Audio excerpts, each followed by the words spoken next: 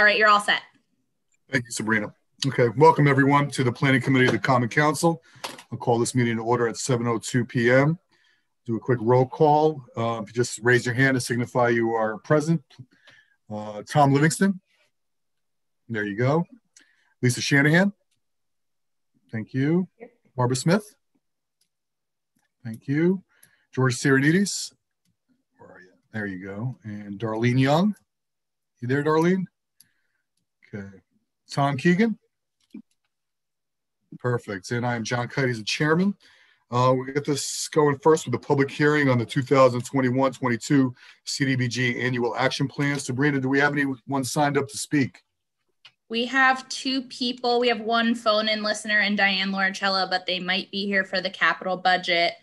Diane, I'm going to allow you to speak just to tell us if you're here for the budget or if you're here for the CDBG public hearing. You should be allowed to unmute yourself.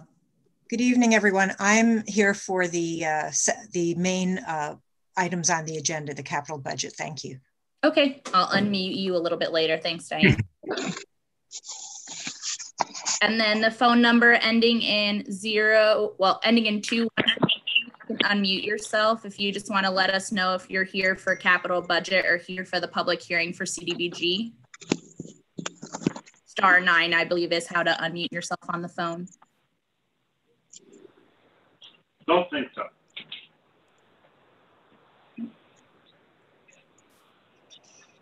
Okay. It's all set, John. You can go ahead to if nobody else is signed up. Sounds good. Thanks, Sabrina. Now I will close the public hearing and now open it up for public participation. If you could please keep your comments to 3 minutes or less, and please introduce yourself when called on. Sabrina? Go ahead, Diane. You're able to unmute yourself. Good evening, everyone, and Mr. Chairman and staff and members. For the record, my name is Diane Lauricella. I have just a couple of quick comments related to the capital budget. I know it's a very tough year, therefore it's so important to have, it was very difficult, I'm sure, with all of the requests and the needs for our city. There are two items that I feel are still of importance here related to things that were restored. I'm very pleased about the fact that money was added for school bathrooms. I'm just amazed that it apparently got to the point that it did. I'm in approval, and I urge you to accept the mayor's additions to the school lavatories, because that's a public health issue. And I ask, though, and I don't know if you as a council, I would imagine you could send a note to the health director as well as the Board of Ed that these types of important issues should not be allowed to accumulate over the years, that they should be addressed, and that with the money they're going to get, that they should have a written plan so that maintenance issues, especially in bathrooms and related, that they have a process so that it's flagged with Ed Hodel or whoever this should be held to responsibility. The second thing is I am not in favor of the addition back in related to the Broad River. I believe it was added back. The Broad River 2.5 million, even though I believe it was added for another year, I again ask that this committee please, as well as those of you that are on other committees, especially those related to health and recreation and parks, that the time has come for a neutral party that is qualified to give you information so you can make a truly informed vote related to the consistent use of artificial turf. We should not be wasting millions of taxpayer dollars when, and we should have an apples to apples comparison of the benefits of natural turf and its maintenance from beginning to end in parallel with the entire cost, not only the installation, but also the final removal and disposal of artificial turf. And no matter what you will hear tonight, it is still a problem and it is a health issue. And I was told that we would have that kind of health review. So if you could add, if you do decide to approve this, or even if you don't, if you could add a note from the council that states in commenting on this capital budget item that the time has come for a true and professional review of the use of artificial turf on our fields, because children's health in their future should not be determined by adults that don't want to seek the truth about this issue. Thank you very much for your time. Do we have anybody else to sign up to speak? We have Mike. If you would like to speak, you should be able to unmute yourself now.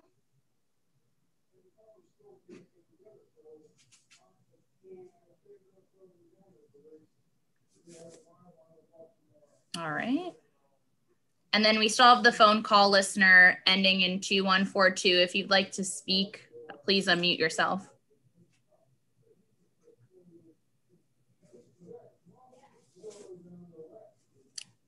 That's all, John. You're all set. Thanks, Sabrina. Yep. Okay, let's get through a little administrative work. And that's the minutes, the approval of the minutes of February 4th, 2021 meeting. Anybody have any corrections to those minutes?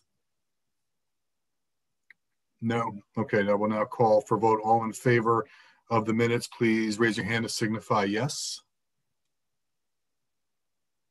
Oh, and looks to abstentions. No, okay.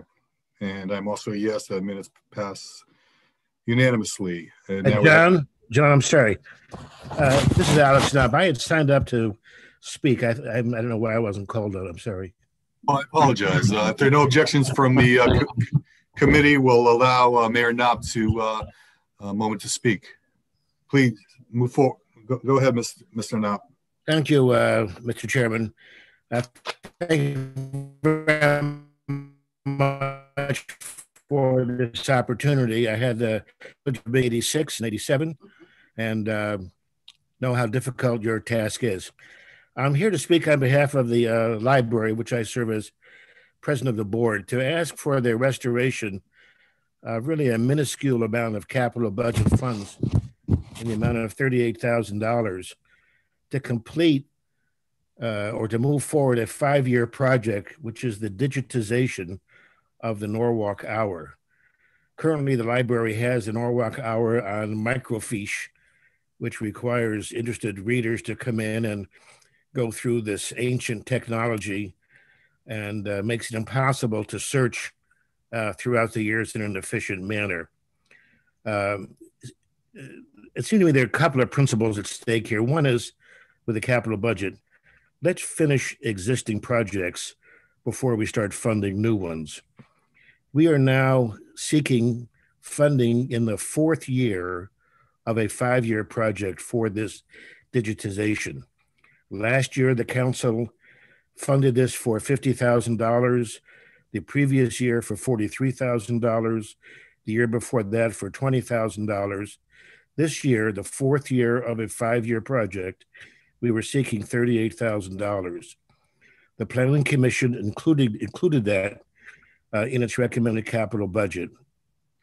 The mayor took it out and put in a different project that we had also sought, which is the need to refresh and upgrade the technology in the main branch auditorium, which is a very important project in terms of the post-COVID use of the biggest room in the library that allows us to do social distancing.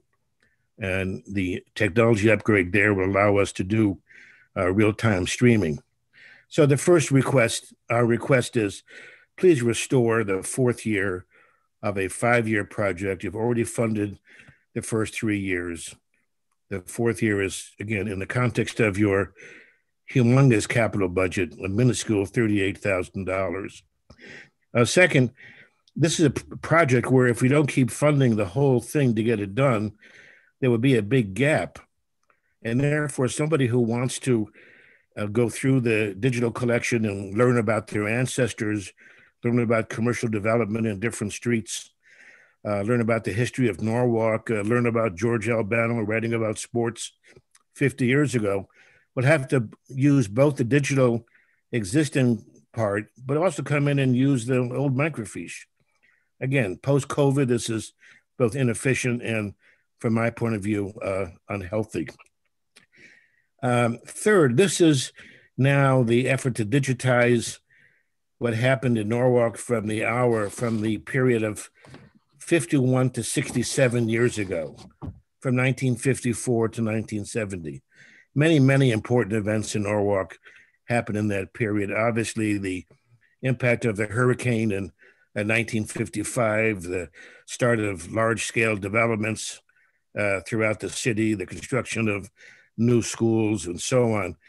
This is a period where people in that age group will start to look for their ancestors, will start to be thinking about their memorial services, will be looking to follow older friends. And this is a very, very active period in use, according to the librarians who monitor people coming into the library. Now, again, just to conclude, I'm not here to say we're more important than others. I know you have a lot of important projects, but the library has 60,000 card holders. We have hundreds of thousands of visitors every year. And we're an institution in Norwalk that after COVID will become perhaps even more important as people use online data, digitization, remote learning, streaming services.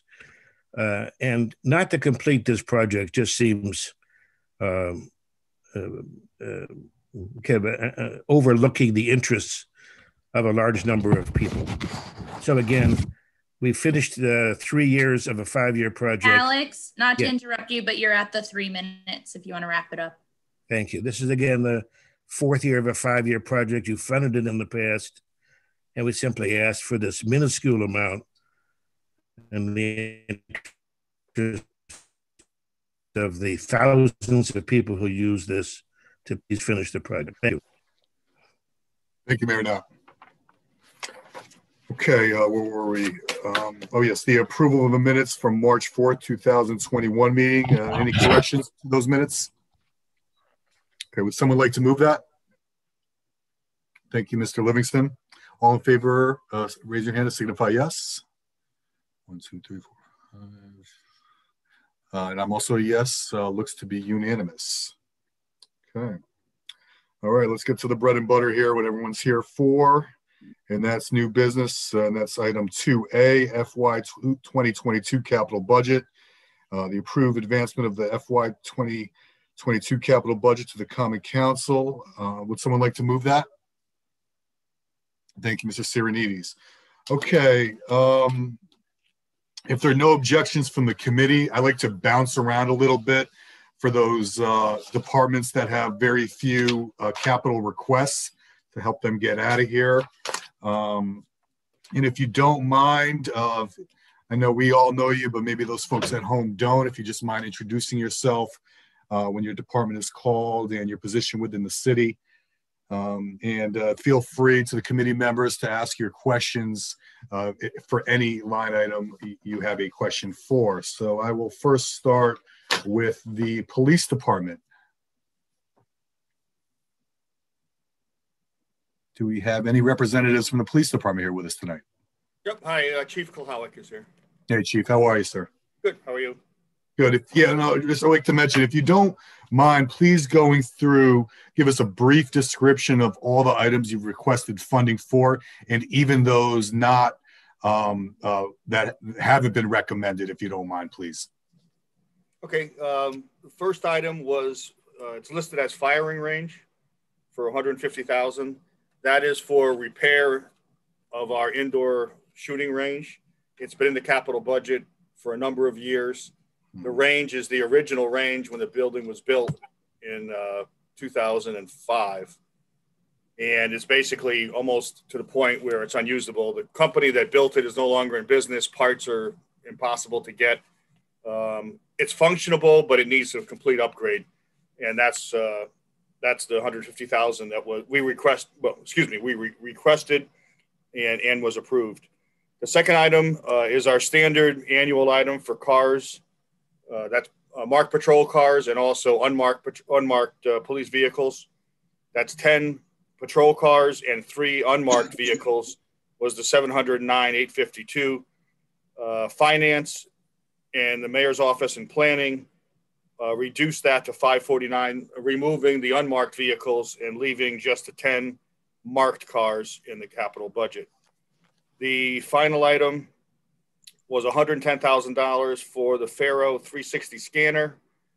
That has also been in the capital budget, requested for a number of years, and it came up this year. That's a 360-degree computerized scanning system for crash investigations and crime scene documentation. It basically makes a virtual reality computer video and picture of the scene right to within several, not even going to say inches, down to very minute. It's completely accurate. We have a system now that we've had for a number of years that's in use. That's getting antiquated. This is the current state-of-the-art system. It's not the top-of-the-line system, but for our use, it would suffice. That was in there. That was also removed this year from the budget, from the capital budget by Finance and the Planning Committee. Planning Commission, sir. I'm sorry? Planning Commission. Planning Commission, yeah. Any questions from the committee for Chief Kolek? John, if I might, and this may not be, this is going to come up again. I'm just curious, when I'm looking at the mayor's recommendation, I see a column called available. So am I to read that those funds are available for this project? And this comes up, Chief, with the cars and vans. I'm wondering if that's, how that works into your numbers. I'm sorry, I didn't understand the beginning of the question. I'm sorry. I'm looking at the mayor's recommendation, and there's a column that says available, and it has $181,000 in it next to the cars and vans line. Maybe this is a question for Henry. I'm just wondering if those funds will also be used for that item. The way the available column, what that represents, we look at the data for listing all the projects as a certain point in time. I believe we use 12/31. Available are prior funds that have been approved that have not been spent to date. So we can look at that and say, okay, if they get the $549,000 plus recommended by the mayor, they also have another $181,000 or so to spend. Well, there's an issue of timing, okay, which says there are some departments, for example, DPW, that does a lot of their construction work in the spring. So they may have available balances as of December 31st, but they expect to use those funds by the end of this fiscal year. So we use that as an eye toward next fiscal year's budget. And we discuss with the department heads, do you expect to spend all of that down by the end of this year? Do you have funds available that can defray some of the requests for next year? We have those discussions when we have our departmental meetings.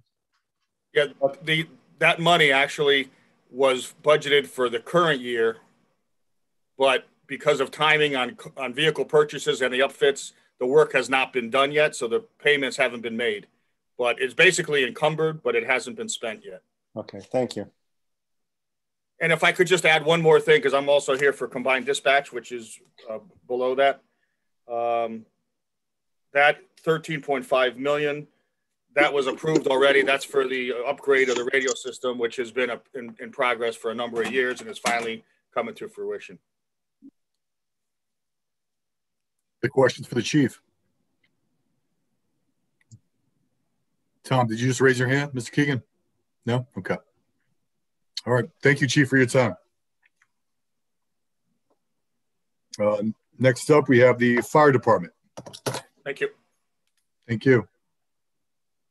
Thank you, Mr. Chairman. Good evening, everyone.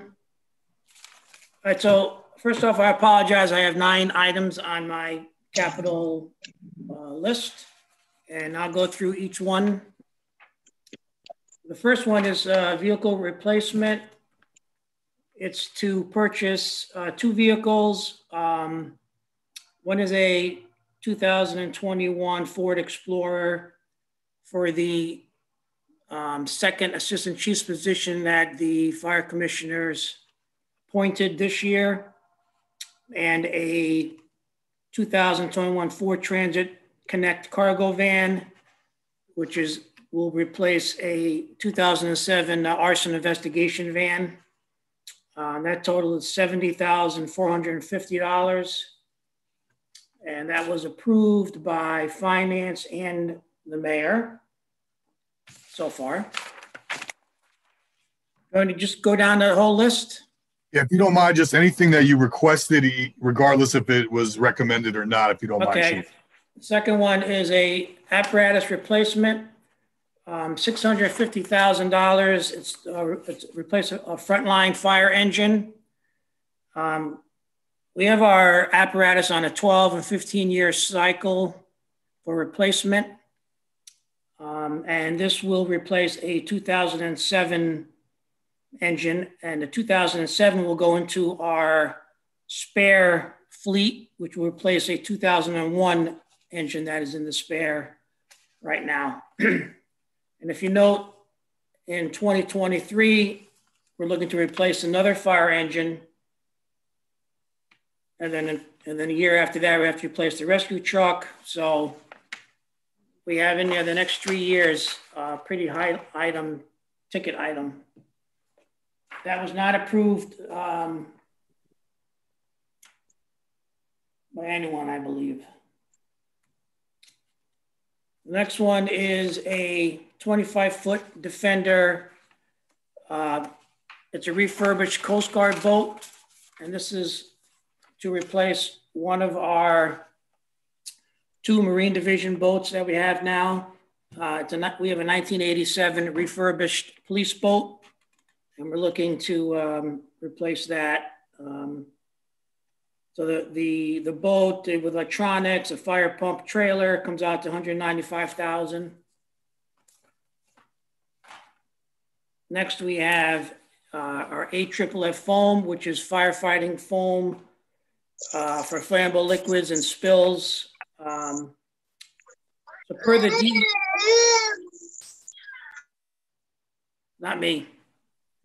Per the DEP and EPA, the foam that we currently carry now has a lot of, it's a hazard to environment as well as the firefighters. So we have to discontinue use of the foam. Every fire department in the country, not just us. And we're told we have to find the money to replace our own foam. So that comes out to, I believe, $19,100 to replace the foam, which we need some adapters also. Next, we have a series of high pressure rescue bags. Those are designed to lift objects, vehicles, anything that if somebody's trapped under a vehicle or a vehicle on top of another vehicle, another name is an airbag. And they come as a set of 14, and that comes out to $20,000 for the airbags. Next, we have security camera and intercom system. So this is a continuation from last year. I believe we have $21,000 in an account to upgrade the security, to put cameras in around the stations, because we have no security cameras anywhere on any of the 5 stations. And talking with a few of the vendors to really do the project the right way, we bid that out, and we needed an additional $20,000 of additional cameras and other equipment for the security of the fire department. We're asking for a used tractor, which is the front end of a tractor trailer, but it's just a tractor part to pull our hazmat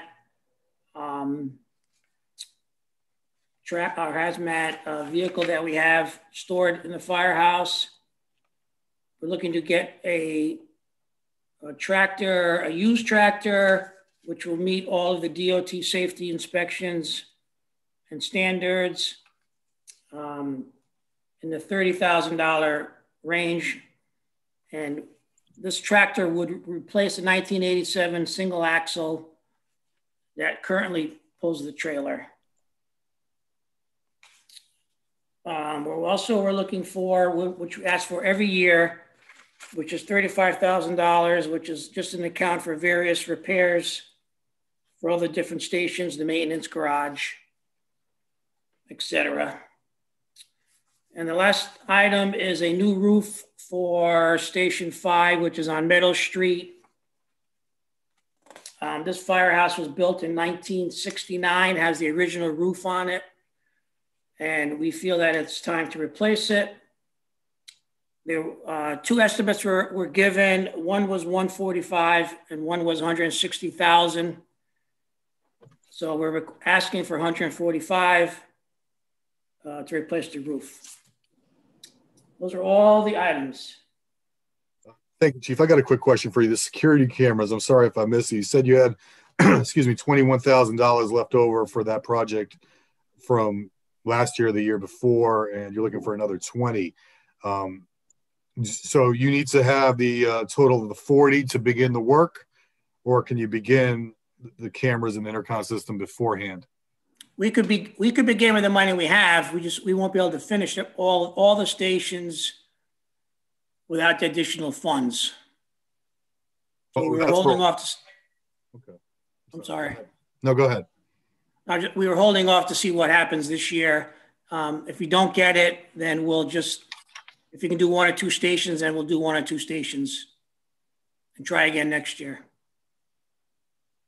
And the Meadow Street roof, I mean, obviously you've, it's been recommended you get 100, you need 145 to 160. I mean, as far as the lifespan, do you think you can get through another year with it? I'm assuming well, we've already had a roofing company up there to do some patchwork. So, I mean, I hope we can get through another year. You know, I mean, it's not like it's leaking buckets every time it rains, but it is leaking and needs to be replaced. This looks like there was thought of making this a 2-year request. Okay, any questions for Chief Gatto? No? All right, Chief, thank you for your time, sir. Thank you, everyone. Have a good night. Thank you. Real quick, Sabrina, are you able to have whoever's speaking be like the main picture, or is that? If you click in the top hand of your corner speaker view, you should see it. That's what makes that happen for you. I can't make it so that everybody can do it, but if you click that, that's how it works. So you're the American flag? Yeah. Sorry, I had my camera off. I don't know how that happened. But yeah, the American flag, go America. But yes, if you click speaker view in your top corner, if everybody wants to do that, you can, but I can't do it for everybody. Thank you, Sabrina. Okay, I'm going to bounce around, like I said, real quick to those who have very few items on their capital budget requests, and I'm going to go down to let's do Mr. Kleppen under planning and zoning. Mr. Kleppen, are you with us? I'm here. Good evening. Good. Good. Evening. How's everybody doing? So we just have one request in front of you this evening. It is the idea of digitizing the historic tax assessment fuel cards that the city utilizes. What those are, functionality wise, we use those when folks are doing property searches or research on properties. The information that's contained on there is only on those cards. So how it's applied is someone is doing, they want to pull a permit for something, or they're indicating that on a prior approval or historically their property was a legal 3-family residence, for example. Sometimes we have no way to prove that unless we go back and look at the old field cards, and the old field cards will indicate how many legal units are on there. They'll have references to how many kitchens are on there. They'll have references to prior building permits pulled, or some, simple things like they'll indicate how many electric meters are on the property. that's one example. So we can use that to verify the legal history on the property. Right now, those historic field cards are contained in boxes at the tax assessor's office and in the building department. Some of those are so old that they're really afraid to touch them because they're afraid they'll disintegrate in their hands at times. So we'd like to get those digitized and memorialized. And what that would do would be we could make those publicly accessible and link those to, other city databases, so folks could look at those, or from the staff level, we could take a look at those and pull them up and not have to have somebody go physically down to one of the other offices, pull a box, pull a file. That takes time. If it's at our fingertips, it will save time. And also, if we can make that information publicly accessible, that's less time that staff has to spend searching for records, and also less time like a title searcher or a realtor or a prospective property buyer has to interact with City Hall. They can do some of that work themselves. So we think that'll be a time saver and a long-term money saver for the city.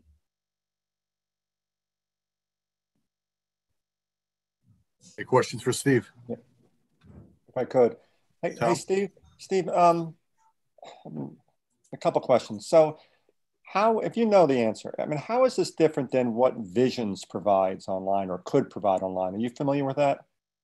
Right. So what Vision represents is the current conditions out there. So whenever somebody from the assessor's office or the firm they hire to go out and do a look, they'll indicate all the conditions that are on the property as it exists today.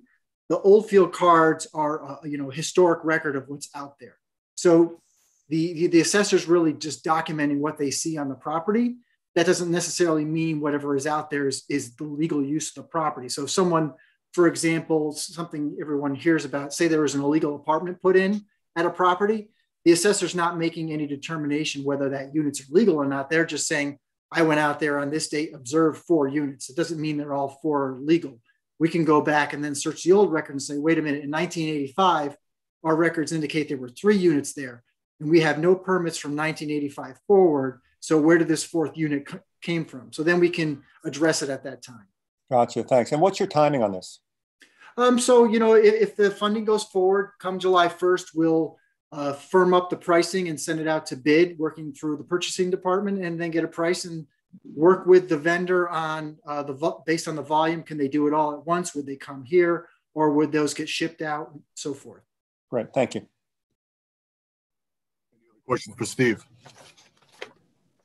No. Okay. Thank you, Steve, for your time. Sure. Have a good night. Okay, let's jump down to redevelopment. Mr. Badoli, are you with us? I am. How you doing? Good. How are you? Good, good. Well, thank you.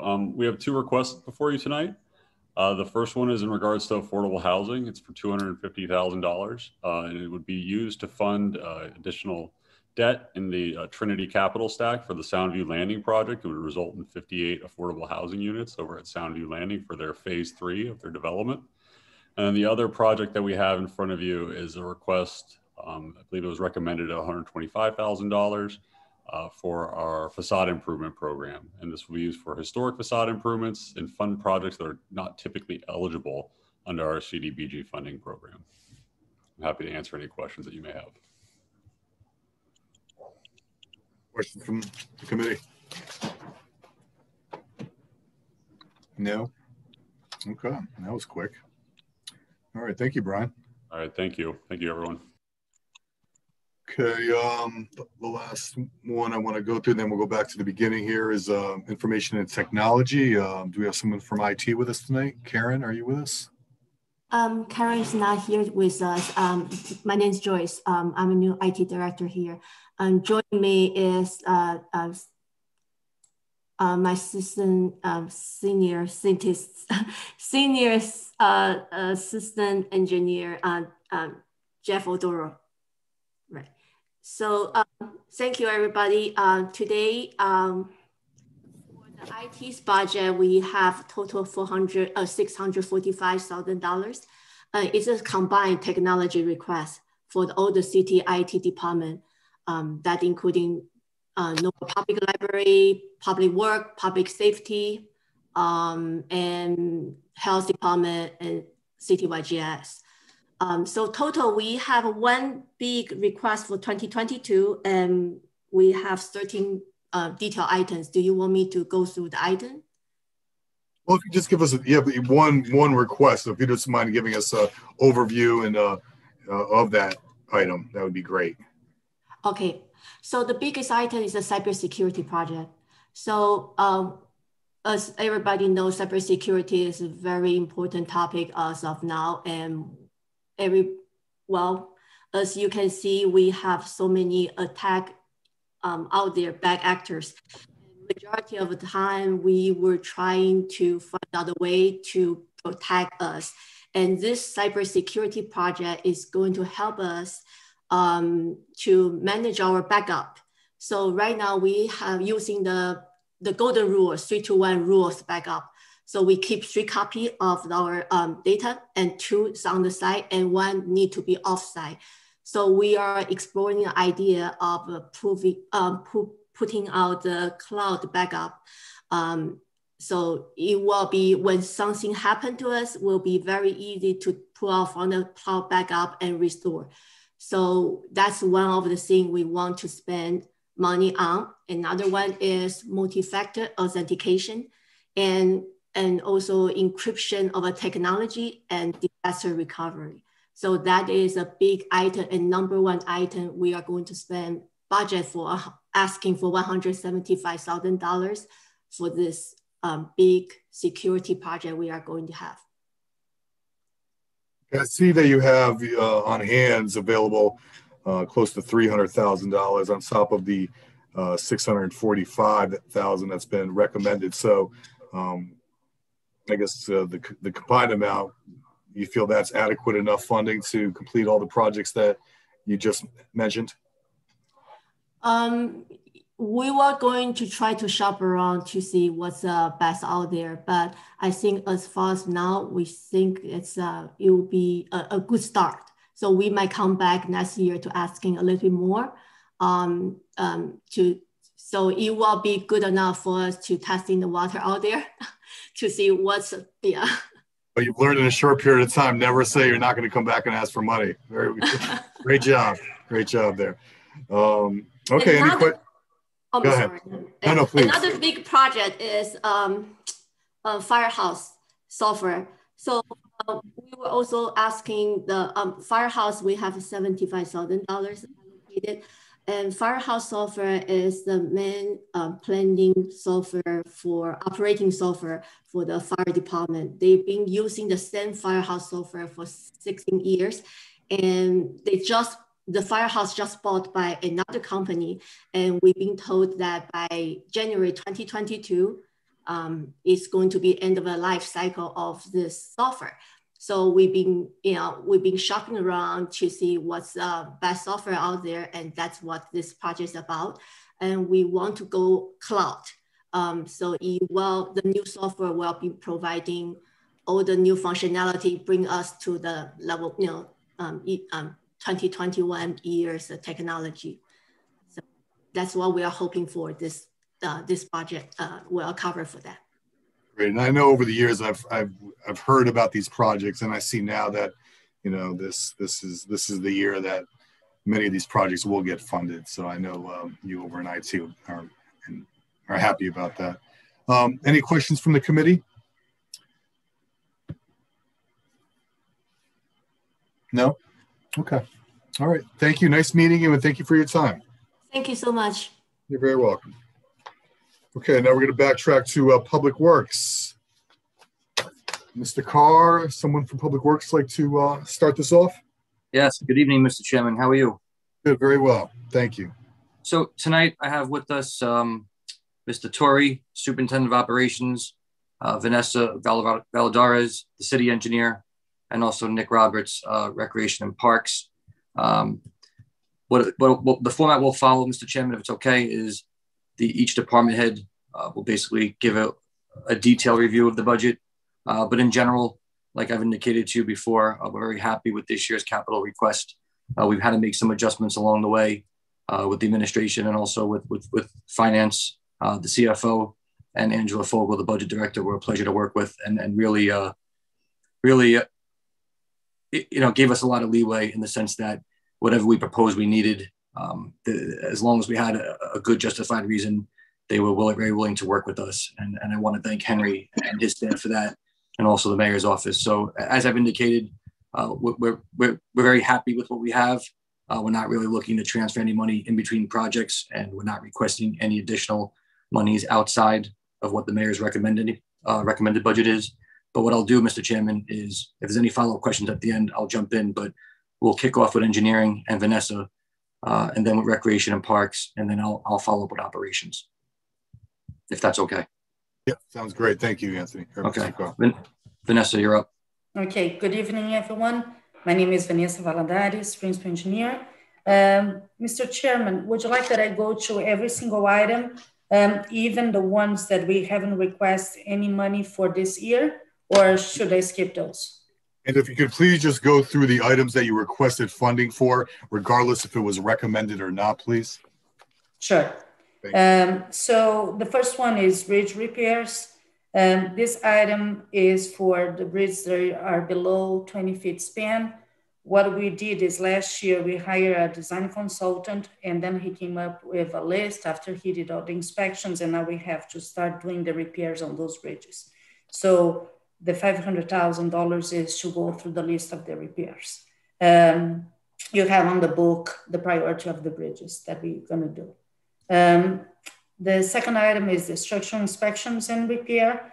That will cover just a structural service because we don't have in staff anymore a structural engineer.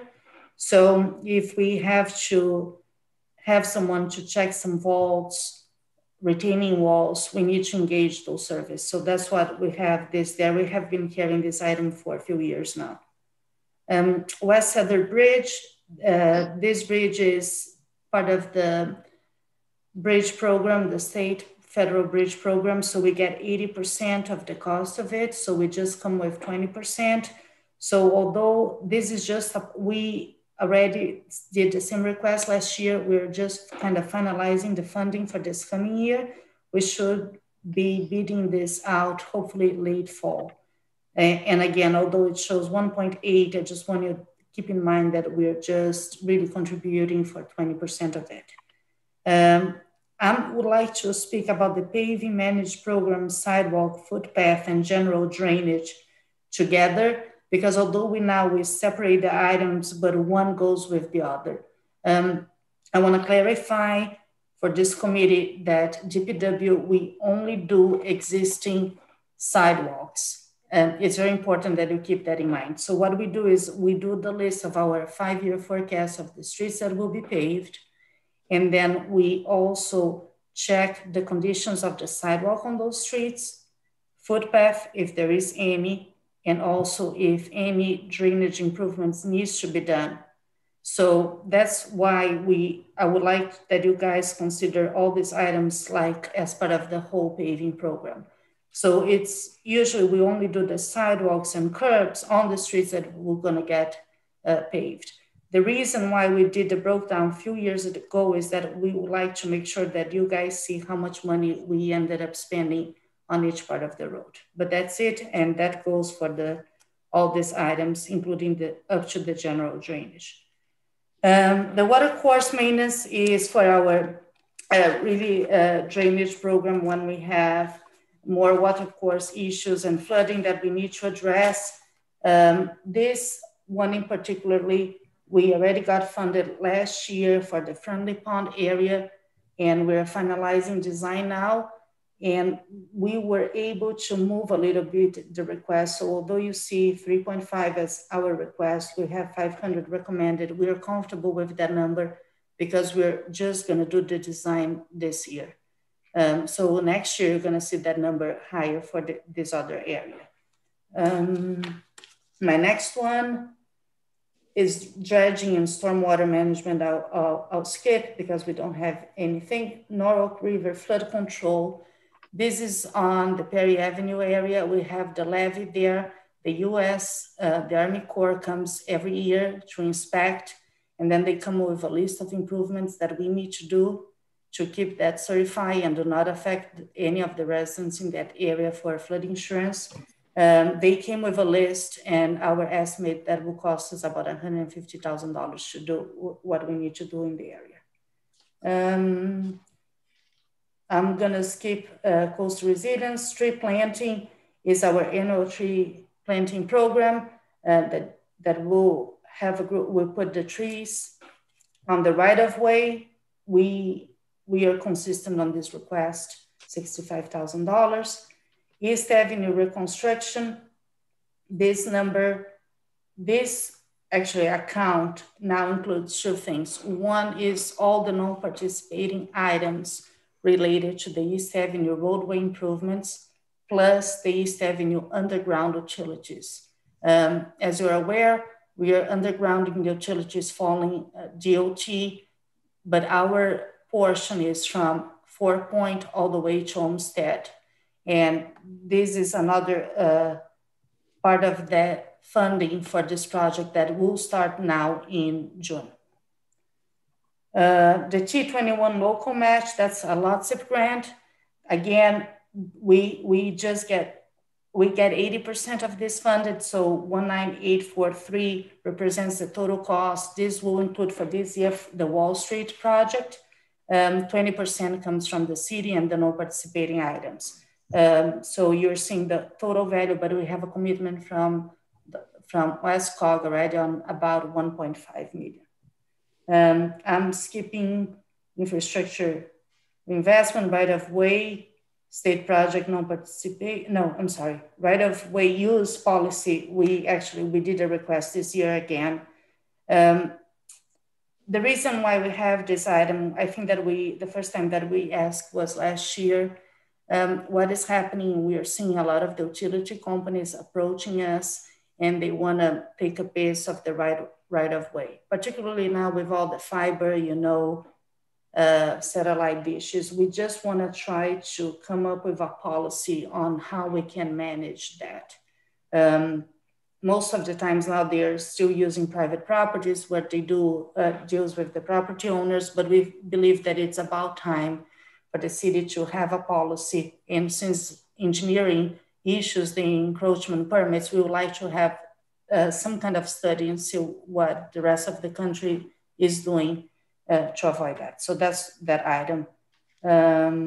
State projects non-participating is usually if the state is doing some kind of a project that we would like to have an improvement, sometimes can be just aesthetically, and they were not gonna participate. We have that funding to be able to cover those expenses.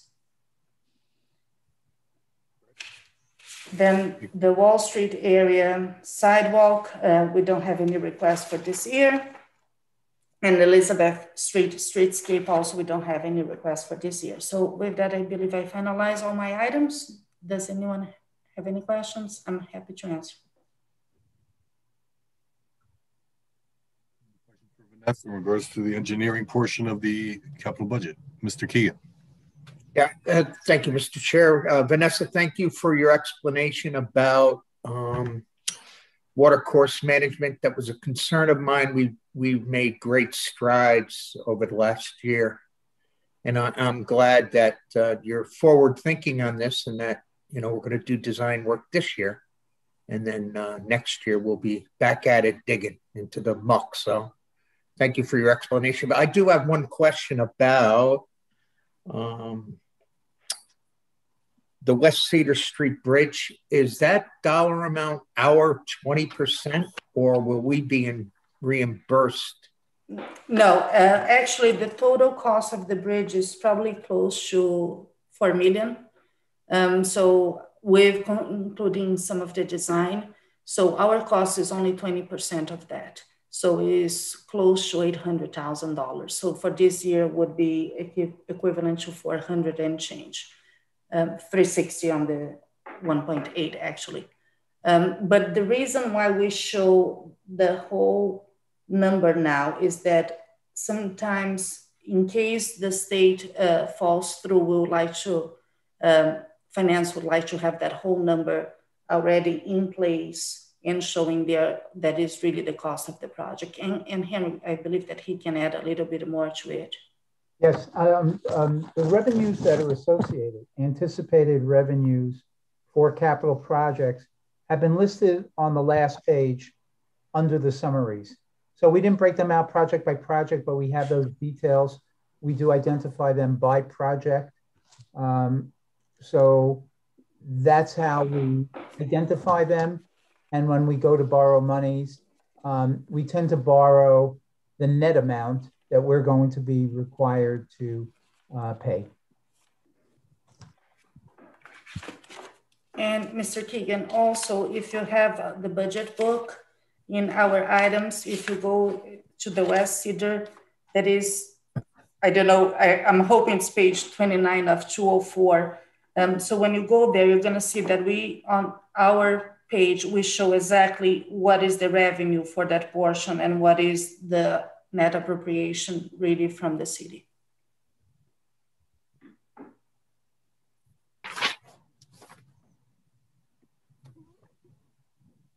Any other questions? Okay. Thank you, Vanessa. Thank you. All right, now we'll move on to the operations section. Mr. Chairman, I'll be handling operations. There's not many items, so I could go to them rather quickly. But the first item is the truck scale replacement. This is the truck scale located at the DPW Operations Center near the gas pumps.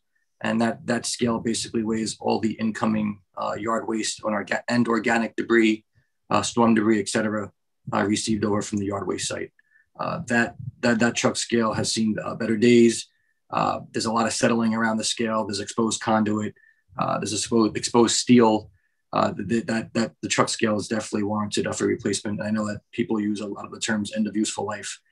This definitely by engineering standards has been evaluated by both myself and my staff, and we recommend full replacement. If we could kick the can down the curb a little bit longer with this, we would, but this is definitely an eminent need. And obviously a larger scale, the new scale will be larger, and also an issue with the existing scale is since it predates some of the larger vehicles, some of the bigger trucks can't fit it in one shot, so they have to weigh it twice, and it's a little bit more of a cumbersome volume calculation. So a new scale will be larger, and you can get one truck on it at the same time, and obviously will be a much more efficient operation. That is the truck scale replacement. Tipping floor refurbishment. That is at our transfer station. The request was zeroed out.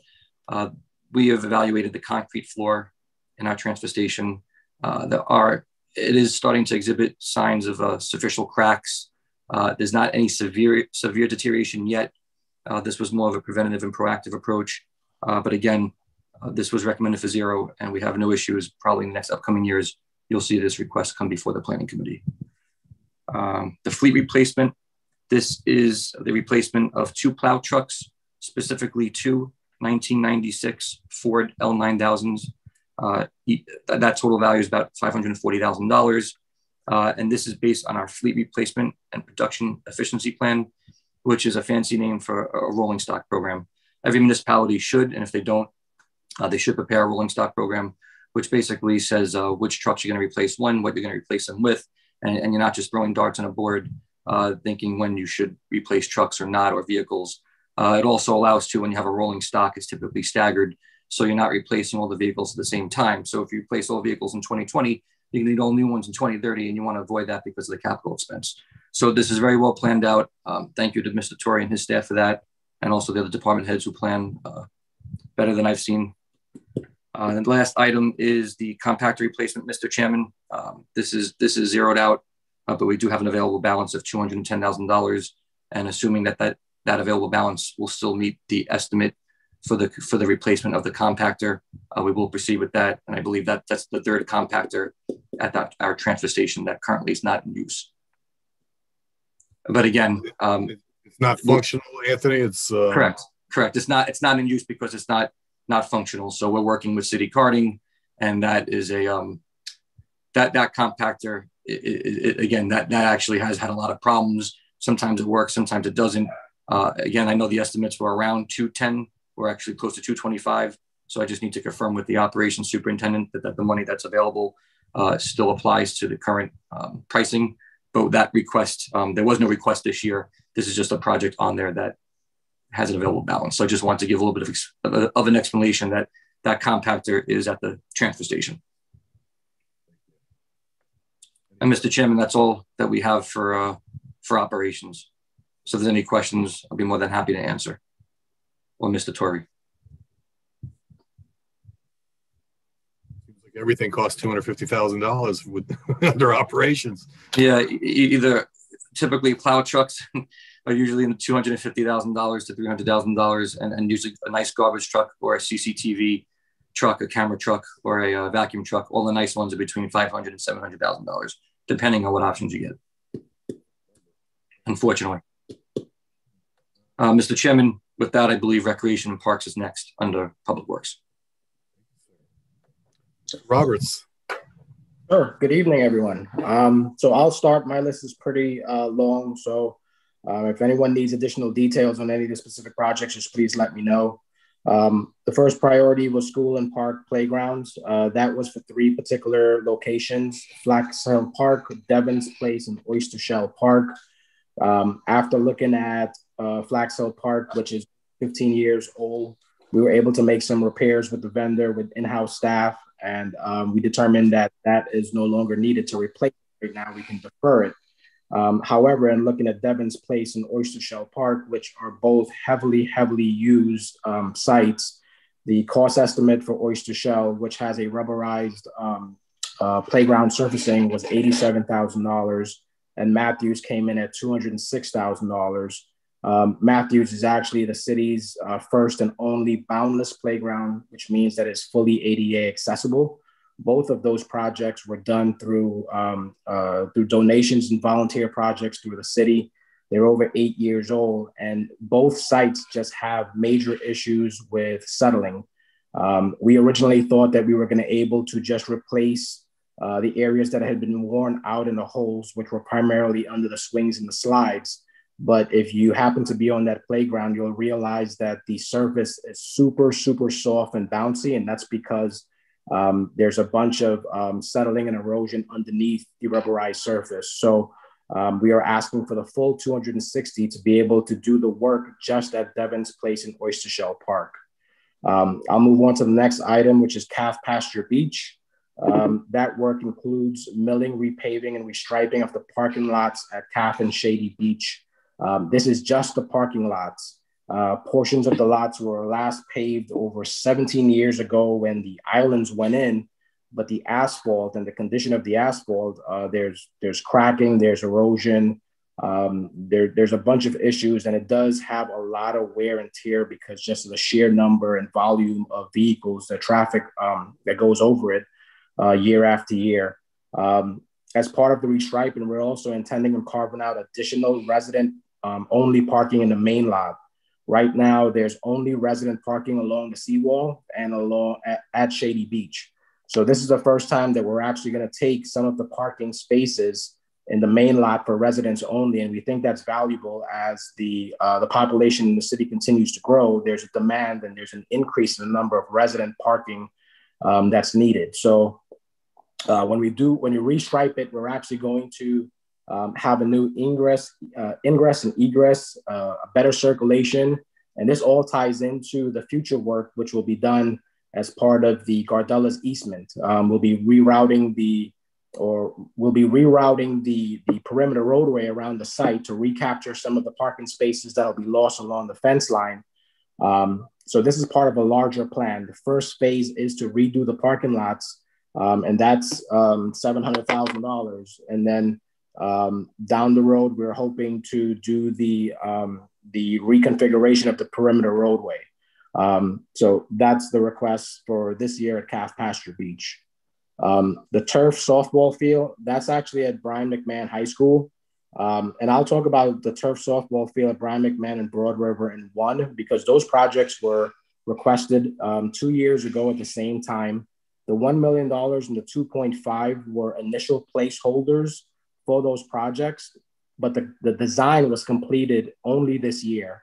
And 2 years later with the new design, I don't know if it was cost of construction. I don't know, honestly, if it was just an underestimate in the project originally when it was submitted, but the new totals for Brian McMahon girls softball field is actually 1.6 million.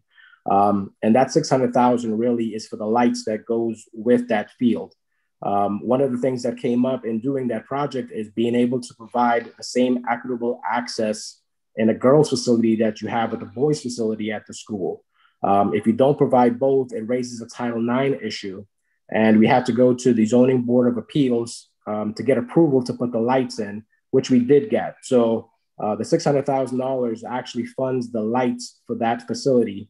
And I think that's a good investment because we don't have a softball field or a field dedicated to girls sports only in the city. So it's not just the students or the team of the school that's benefiting from this project, but also the city and the city programs will also utilize that space, and the city's youth leagues will use that space. And I think it's a good investment. Broad River Baseball Complex, we did ask for $2.5 million based on the estimate from the consultant this year. But after looking at it and discussing internally, we're going to kick that project out and then probably scale it back down. The additional, I think the lights at that facility alone is almost $800,000. And then because we had to reconfigure the layout of the site to fit 3 fields in, right now it just has 2, but in creating a baseball complex that's going to be able to host multiple games, multiple state tournaments, the value really is having the 3 fields. So we had to reconfigure some of the things. We lost the playground, but to replace that playground alone was almost $300,000. So if you eliminate the lights and you eliminate the playground, that's almost $1.2 million that you're saving there. And I think that's the better investment, to have the 3 fields be able to host games. And again, it's a baseball facility, so it's going to be primarily used in the summertime when you're going to have longer days anyway. So the lights really isn't a huge need at that site. So down the road, you will see that again, but I think it will come back much less, probably in the neighborhood of 3.2, which would be only an ask of 1.2 as opposed to the 2.5 down the road. So that's our plan there. Cranberry Park, we continue to try to seal the envelope of the building in the historic mansion. We were able to do the chimneys, the roof. We are doing the windows and the casings around the doors and the windows this year. Actually, we had good news in that the projects came in this year under budget. So that's why you see the decrease in the amount that's funded there. Originally, we requested 580, but 225 should be the amount that gets us all the way through. So the project came in cheaper for the chimneys. The project for the windows and doors came in cheaper as well. And then we have a decrease in the ask this year, which should take care of sealing the basement. And that will be the final phase of sealing the windows, the doors, and the basement into the mansion. And now we can get to actually restoring the inside. So that's something that we think is valuable. Again, we generate about $180,000 in revenue with just wedding rentals alone at the mansion. But there's so much more that we can do there to open it up to the public. The basketball and tennis courts, that $300,000 is for Matthews Park. There's 3 tennis courts there that are in bad shape. Again, there's an issue at that site with just settling, and the tennis courts are cracking. So we'd like to replace it with a post-tension system, which is what we did at Norwalk High and Brian McMahon this year. And that post-tension concrete system is a 20-year guaranteed against cracking. So those courts are the next group of courts in the city. So we have 6 at the high schools. This is 3 that's in the city, open for just community play. They're lighted. It's at a facility that can accommodate large events and parking. So we think that's a good investment for $300,000. And then we'll also add pickleball lines to that, because that seems to be one of the biggest needs in the community that we're getting calls about. Veterans Park, originally it lists 425 as the original ask, and then you see 750 further on. That was an error. If you look at the budget sheets itself, you'll see that the request for the dock replacement was the first item. but it had the incorrect fiscal year. And that's why you see it like that on this budget sheet. But the main priority for that site are the docks. And I'm talking about the docks that are on the side, not where the boat ramp is and where the boat launches. These are our marina slips. We have about 90 slips that we rent to local boaters, and they are in bad shape. They are over 20 years old. They are the concrete-based docks that are actually cracking and sinking. The pylons, the pylons of the deck itself, and then the gangway down, the broadwalk and the gangway down to the docks themselves. If you ever happen to take a look underneath, you'll see the barnacles and you'll see the condition of the wood is so bad that, you know, in all honesty, we're concerned that we may not even be able to insure those docks this year. We're working with the risk manager and trying to get an inspector out from Kermit to take a look at it to see how safe it is. But they are severely deteriorated, and we think that's a huge priority, not only from a revenue standpoint and a boating standpoint, but also from a safety standpoint. That particular area there is prone to a lot of the water, you know, during the storms going up and down where the pastime slips are. So they really are in need of repair, and they're a huge priority for us. The vehicles that we're asking for to replace this year includes 2 pickups. Right now, we only have 1 vehicle that has a plow attachment to it. So getting 2 additional pickups with plow attachments will help us in our winter operations to be able to plow the lots at the schools and the other park amenities. And that was $90,000. There's a $60,000 request for a second Bobcat for the department. And that would be a dedicated vehicle at Cranberry Park. With the size of the park, which is over 200 acres, we need a dedicated vehicle which will serve as a blower, a small backhoe, a site snowplow, and a small 4-wheel drive vehicle to do trail maintenance throughout the entire site. So we think that's the next priority and the next need. The last thing we need at that site also, or the last thing we need overall, is a replacement of our backhoe. That has exceeded the recommended hours of usage, and the actual floor in the vehicle is completely rusted out. However, we were able to get with DPW, and those guys replaced the floor. They put a metal plate over it, and that should be able to last for another year or 2. But the priority would be the 2 vehicles, and then as well as the Bobcat. Moving on, Casa Grande and Testa Field. This is the replacement of the turf track around the football fields. I believe the tracks were there before the turf fields. So they're both a little bit older than the field themselves. This is another area we're having issue with settling, and we've done a number of replacements and patches on the track itself. So they're both in need of replacement. I pushed it out another year because we've made significant investments at both the high schools. So I think we will be okay to hold off another year on those, but those tracks need to be both replaced in the future. Ben Franklin Gym. This is going to be one of our key sites as we move forward. So this is a request for AC in the gym there. So the Parks has overview and management of the gymnasium there. And it's one of the few indoor spaces that we have. So we typically run open gym. We typically run basketball programs, volleyball programs, and things like that. But we do that only in the fall because there's no AC in the gym for the summer use.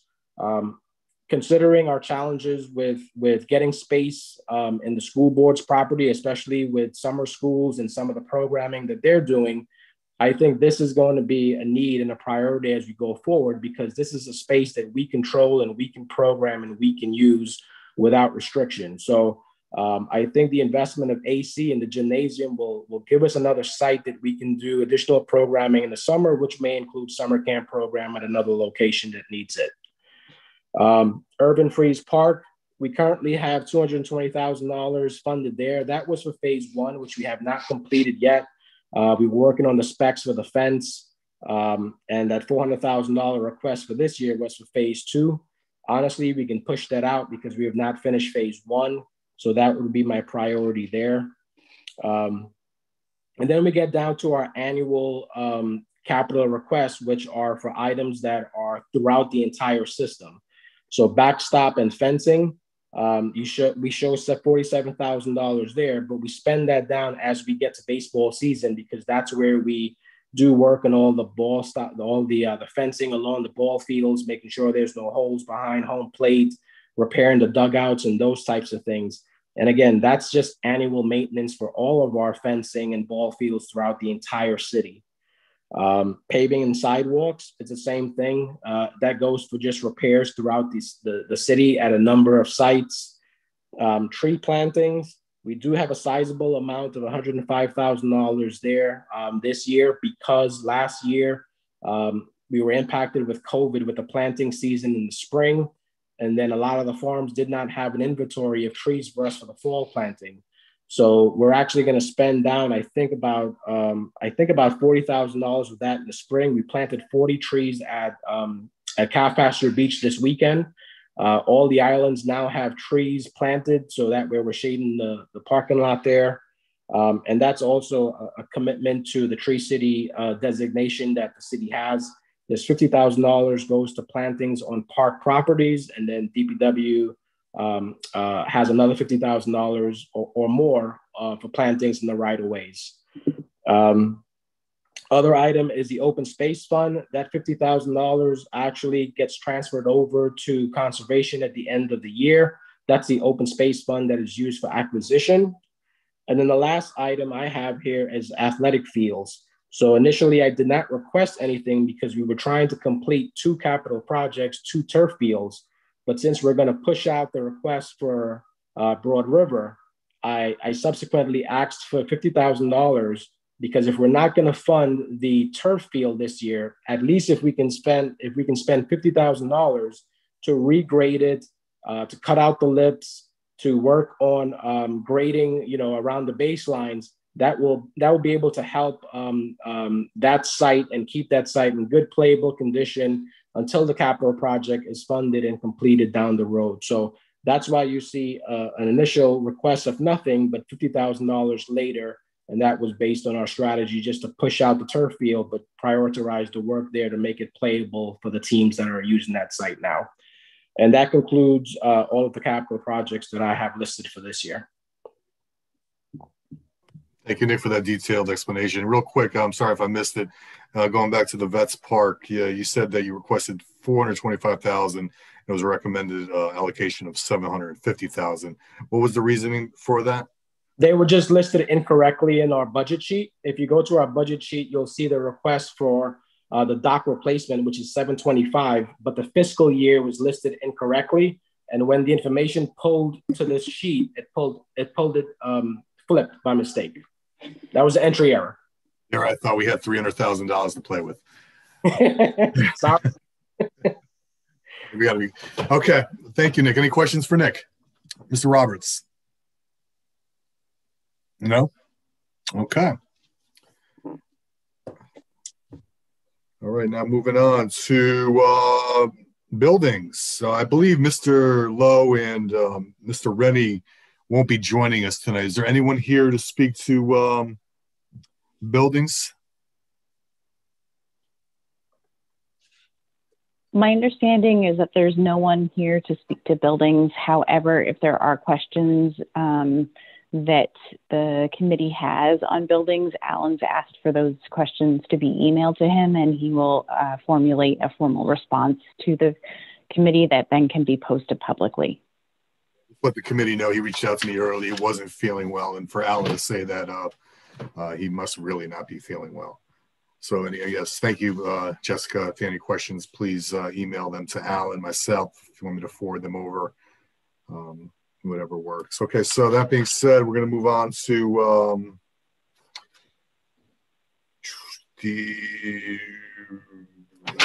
I guess the WPCA is up. Yes, Mr. Chairman. I'll also be taking that as well, since Mr. Kolb is on vacation. The So we'll just start. There's only 3 projects, so we could be brief. But the first project is the collection system rehabilitation. So an overview of this project is basically this is a capital project in place to rehabilitate our approximate 200 miles of sanitary sewer throughout the city. And when we say rehabilitate, obviously that can include spot repairs for broken or collapsed sections of pipe. But more notably, this is also for the short term that everybody hears, to line the pipe. But that's also known as cured in place pipelining. And basically you're pulling a sock, an inside out sock through an existing pipe. The outside of the sock, or I should say the inside of the sock, has glue in it, so that when you pull the sock through the pipe, it sticks to the inside walls of the existing pipe, which is also known as a host pipe. The whole point of lining a pipe, and then the liner hardens via curing method, and you could either cure it 1 of 2 ways. Typically, you put hot water through it, and the water pushes against the liner and makes the liner stick to the walls of the pipe, or they use steam. Either way works. It's just really more of a preference and sometimes a time constraint as to which curing method that you'd actually use. Both work though, and both are acceptable. What this does is it prevents the pipe from turning into a collapsed, broken section of pipe. So having to call a contractor in the middle of the night when these things usually happen, or during the daytime on a road with a lot of traffic, instead of digging down 10 to 12 feet and having to shore, the hope is that before the pipe breaks and fails, it's lined. And a liner typically lasts about 50 years and functions as a new pipe. It's smooth, so there's no problems with flow. This contract, specifically to do that work, the cured in place pipelining, or CIPP, is a contract held by Green Mountain, a very good vendor. I've worked with them in several municipalities since 2018. And since 2018, we've lined approximately 46,000 linear feet, or 8.8 miles of sanitary sewer. And that available balance, I believe, of $5.49 million is specifically for the rehabilitation of the sanitary sewer pipes, and also manholes, because manholes can leak as well. Pipes can leak before they break. And then you have something that's called inflow and infiltration, which means that not only do you have sanitary sewer going to the wastewater treatment plant, you also have storm sewer going to the treatment plant. And we all know what happens after that, potential overflows, which we do not want and like. So the manhole rehab and the pipe rehab are covered under that project. And we're requesting $1 million this year because we already have $5.5 million in hand. The second project is the pump station upgrade / replacement. Again, Mr. Chairman, we're requesting only $1 million this year. We have 8.2 in the bank. And what this is basically a replacement of, we have 22 wastewater pump stations throughout the city, 3 storm sewer pump stations. So we have 25 lift stations. And for all those who don't know what a pump station is, when you have sewage or stormwater go to a lane and you need to get that flow from a lower point to a higher point, a pump obviously can push the water or the flow, sanitary sewer flow uphill, gets it to where it needs to go. So we have 25 of those. Particularly this year, the reason why we have $8.1 million stored and an extra $1 million that we're asking for is we have 4 projects that currently went out to bid, and we received bids back recently for Old Trolley, Cameron Drive, Woodward, and I forget the fourth location. But there's also a 5th pump station for Keeler Brook, which is going to be about a $5 to $6 million project on its own. So the bids came back at $4 million. The project is about $5 million to $6 million for Keeler Brook. So we're looking to rehabilitate 5 pump stations over the next 2 years. And Old Trolley Way is an important pump station because that does occupy and convey approximately 20% of the city's sanitary sewer flow. So that's a big pump station. Old Trolley, Cameron Drive, Woodward, and I forgot that 4th one, but the 5th one is Keeler Brook.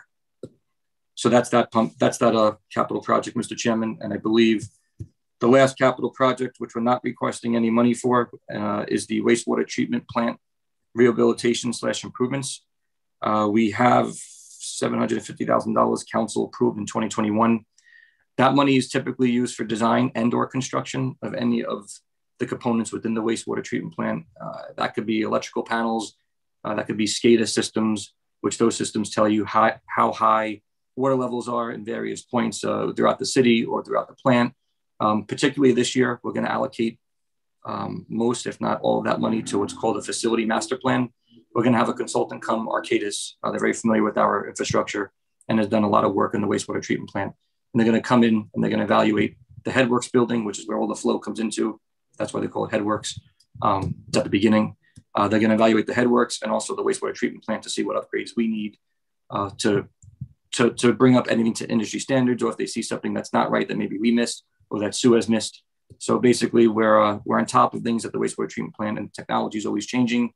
And we want to be ahead and build in some level of resiliency so that we don't have those phone calls in the middle of the night for plant failures.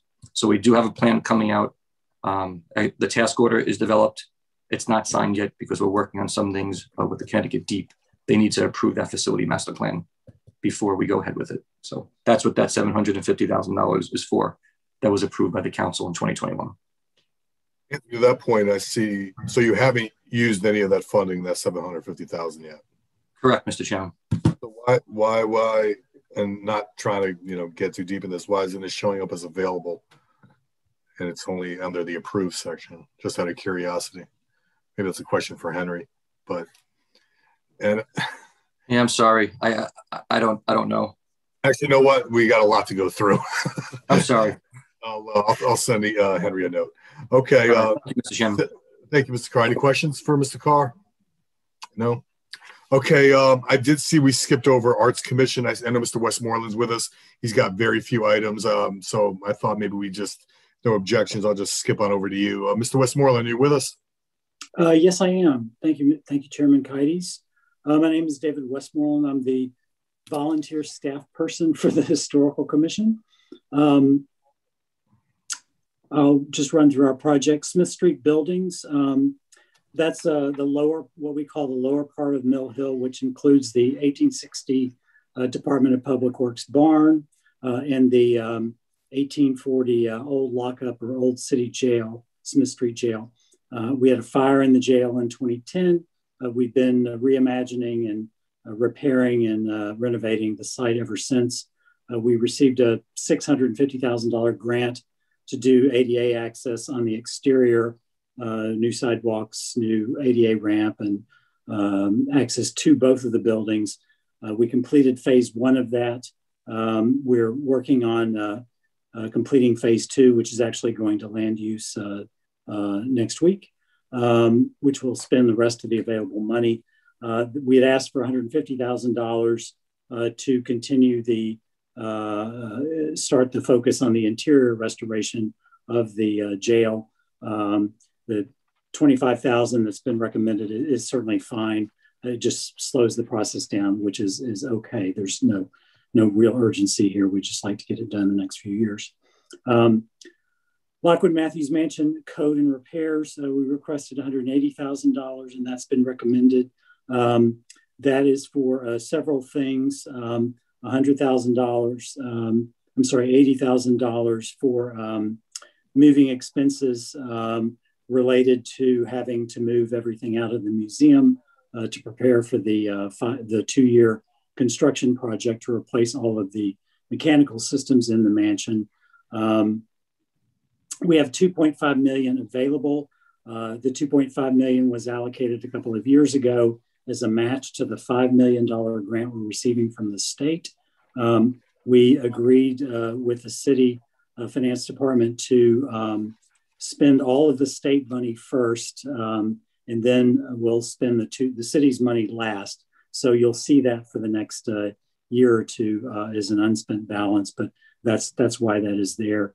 The other monies of the $180,000 we're requesting are for finishing the repairs, the restoration of the front veranda, and some work on the exterior of the building, as well as to start to look at repairs and ADA work that's needed at the carriage house where the Contemporary Printmaking Center is. ADA access at Mill Hill. These are the buildings and cemetery at the top of Mill Hill, the townhouse, the Governor Fitch Law Office, and the schoolhouse. We've requested $50,000 this year. That will cover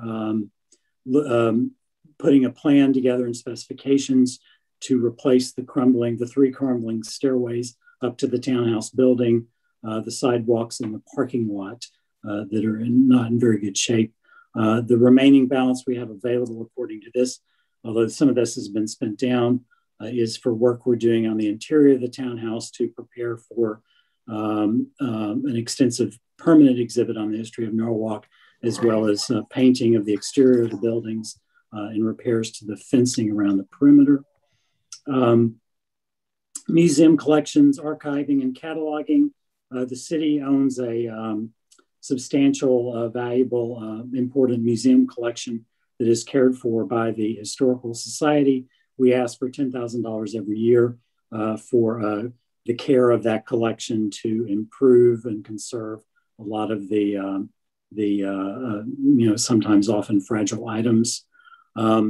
Cemeteries Restoration, we'd requested $110,000. That's what we estimate to complete the restoration of Pine Island Cemetery is needed to complete the repairs to headstones that have been damaged over the years or are starting to fall apart just through natural aging. With the other city-owned cemeteries have already been restored. Wpa Murals, we have 2 murals at Ben Franklin School and the Auditorium that were never restored. We need about $120,000 in total to restore those. We have $77,000. We're seeking an additional $50,000 to do those. Again, that's a project that can wait. It's not overly urgent at the moment.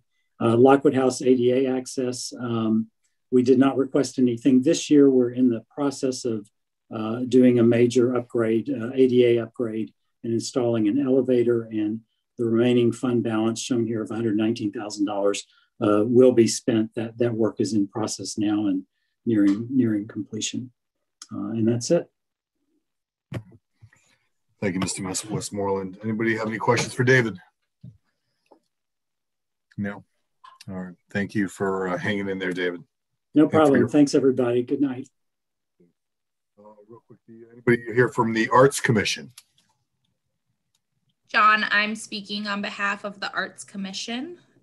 So there are 3 requests that we have for the Arts Commission. The first is the Art in Public Places program. So the MLK Boulevard art that we actually did this current fiscal year for the $50,000 was specifically for that geography to install murals and other pieces of art around the community. We're currently halfway through that project.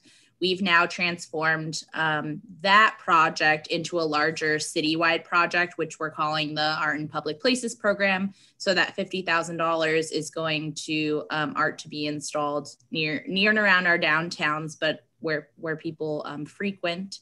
If we get, it's recommended that we get $25,000. That just results in us getting less art, obviously. We're doing 4 to 5 right now with the $50,000 that we have. If we get $25,000, we'll be getting half of that, so 2 to 3. The Washington Street barriers are for the banners that were artistically decorated that you saw in the summertime, to continue that going on to the next fiscal year. And then the last thing is the bigger item, the $100,000 ask, which is for a public art inventory. I'm sure you all know we have the Wpa murals, but we also have a ton of public art that is stored in the basement of the health department and in other areas of the city. We currently have a public art inventory. However, the pieces aren't valued, and the pieces have been taken with just online photos that they found online. So we don't actually know exactly where every single piece of art that we own as a city, we don't know where it is, and we don't know how much it's valued at. So we were looking to get a real public art inventory where we could locate all the pieces that we have, inventory them all via photo, have the artist's name associated with all the public art that we own, as well as value all of those pieces. The major cost in that is really getting somebody to value the pieces accurately. That costs a lot of money, but it also is important for insurance purposes, and also to see what we have as assets in terms of art in the city. So that's the 3 items that we've asked for. Thank you, Sabrina. Any questions? Now we're going to just jump to, go down to community service, because Ms. Lamond, you only have a couple items here. Are you with us, Mr. Daniels? Yes, I am. Good evening, Mr. Chairman and all those. Thank you very much. So thank you for the opportunity again. So there's two departments, Human Relations and Fair Rent. I'm sorry, my wife is out today, so it's my 8-month-old and I together. So bear with me. This is daddy and son right now, and he's like right after the lower me. So we are in agreement. I heard you earlier. You would like to hear. We did propose $80,000 for ADA. However, we support the mayor's recommended budget. In speaking with the director of human relations, as you can see, there is still encumbered funds and there's still activities that need to be done, and also through the Human Relations and Fair Rent Commission that supports an endorsement of these activities. And because of COVID, we still believe with the funding that we still have, we're able to still make a successful change in some of the ADA compliance. And we're just now working to get many of the things off the ground. For those of you that walk to City Hall, you notice and I see Councilwoman Darlene is here. She led this work, that the ramp or the slope has now been fixed and manageable with benches for those to walk. So really excited about that. And there's other projects that we will continue to move forward. So we support human relations. For library, it was already indicated, the $75,000 were granted for the auditorium refresh, and we are aware that in the mayor's recommended budget to hold up on the digitization. I do have Sherelle Harris with me, who is the interim acting director. If you have any specific questions, she can answer more specific details regarding the library. And that will be all for community services. Thank you, Sherelle. Thanks for coming. And Lamont, thank you for that. Auditorium refresh. I even know. whatever you're doing to the auditorium, can you give me a little bit more detail? What you plan to do with this $75,000 if it's approved? Sorry, I didn't realize I was muted. So basically, it's an upgrade. Technology kind of wears out after a few years. So the last time we had an upgrade, I believe, was 2012. And so we want to be able to, just have a nice sound system, and also to be able to stream. The room, just to give you a little background, so in 2019, the library had like 625,000 visitors, and we had roughly 3,300 room bookings. So we also have people in the community, whether it's a nonprofit or for-profit, that also use our rooms heavily. Well, have you gone out to bid, got any numbers in as far as these renovations are concerned? I'm sorry, say that again? Did you go out to bid, get some estimates on some of the work you're planning to do? Most definitely. So we worked with the purchasing department. Okay. All right. Any questions for Lamont or Sherelle? No? All right. Thank you both for coming tonight. Thank you. Thank you, Mr. Chairman. Have a good evening, everyone. You as well. Now we're going to just go back to where we started under economic and community development. I believe, Jessica, you will be speaking to this, starting us off. Yes, thank you very much. So we have two requests, actually one request for FY22, and it's the Small Business Main Street program. So this was a program that was launched last fiscal year. We had funding for it for the very first time. And, we've been really excited to be able to make really good progress there. We launched the storefront improvement program. We also launched holiday decorations for the holiday season along Washington and also down Wall Street and West Ave. We were able to purchase 24 sets of garbage cans that include both garbage cans and recycling bins for Wall Street, West Ave, as well as Washington. Those will be installed probably the third week of April. We're just looking at locations now. We were able to support banners on Washington for the outdoor dining, and we also took $75,000 from this particular line item to support the small businesses through the COVID grants, which was matched with $75,000 from contingency. So we're asking for $150,000 again this fiscal year for FY22. We do not have specific programming as of yet for that $150,000, although we do anticipate launching a second round for the storefront improvement program And we also we are also looking at different small businesses and being able to support them in different ways. So whether that be through streetscape improvements or through grants and actual programming, that's still to be determined, but it allows us the flexibility to be responsive to the small businesses. And we believe that we were able to do that with $150,000 from this fiscal year.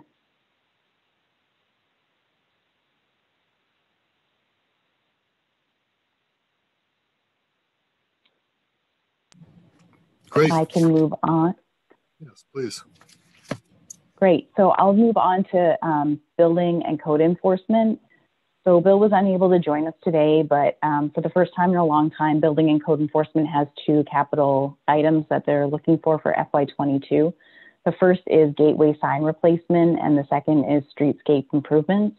So the first is a very specific ask to look at replacing gateway signage, which is the gateway signage as the signage at the exits off the highway. If you've noticed, we replaced exit 16 northbound with a new navy blue sign that has white lettering on it. And that was actually funded through a partnership with Stu Leonard's.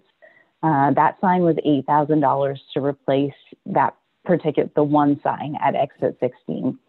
So we're looking for $50,000, starting with $30,000 in FY22 and then an additional $20,000 in FY23.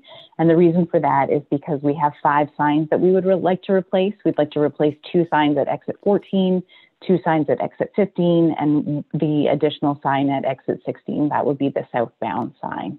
We are looking for sponsorship. So what we intend to do is work with the Chamber of Commerce and work with different businesses to be able to sponsor those particular signs, but we do anticipate that there will be some cost to the city. So we're asking for the $30,000 for this fiscal year to be able to help with that process to get those signs started. The second item is $150,000, and this might be something that folks have questions about. Normally, this line item is actually under the redevelopment agency, and it's related to the landscaping. We currently have a contract with Meticulous Landscaping. We decided that we would move it from the redevelopment agency, which funded it last year through the capital budget, to the city budget this year. And it's under Bill Ireland's budget because Bill has the neighborhood improvement team under his purview in building and code enforcement, and Meticulous Landscaping and the contract in which they hold have been receiving oversight from David Shockley, who is our neighborhood coordinator. So we're moving this from the redevelopment agency last year to the city this year, $150,000. There's a few reasons for that. One is that we want to be able to increase the geography that we're focused on instead of just the redevelopment agency geography. The second is that we're actually going to be rewriting the scope and putting the RFP out in the next number of months to be able to bring in a contractor that's able to focus on a little bit, not only the areas that they're focused on currently, but we're trying to stretch the budget a little bit to include other areas, such as the MLK Boulevard medians that run along MLK at Washington. And in addition to that, some of the Sono collection medians that were actually built out and planted, but they are not maintained under the existing contract. And in addition to that, we're looking at putting the holiday decorations within this contract as well, because right now we're working with Meticulous Landscaping to be able to hang all the wreaths and also hang the greenery on the lights. So those are the 2 items for building and code. Thank you, Jessica. No problem. And we have transportation, mobility, and parking. We'll be speaking to that. So Jim, are you comfortable speaking to some of these items, or would you like me to do that? Nope, I'm fine. Thank you, everyone. My name is Jim Travers. I'm a recent addition to the city. I am the director for transportation, mobility, and parking. I'll run down through the requests that the department has for you today.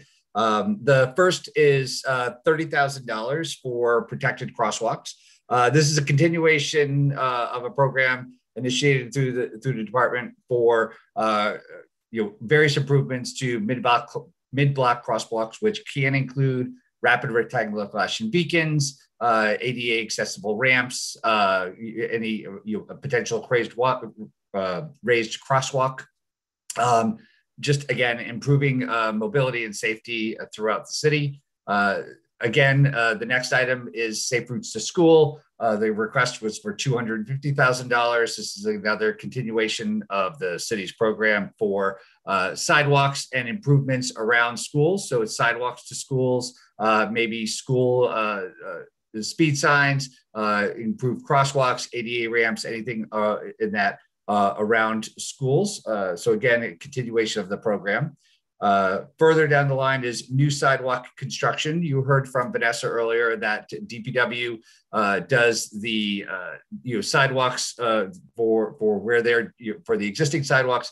This is really where the department looks for gaps, maybe new sidewalks where there's high pedestrian use.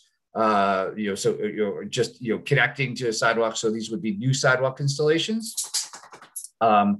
The next item down is Rehabilitation Avenue sidewalks. The request is for $150,000. I had the opportunity to walk this area with the two area councilmen who showed me a worn out path where people are walking, very close to the road in dirt paths today, very highly used. So this would be to get sidewalks in on Rehabilitation Avenue.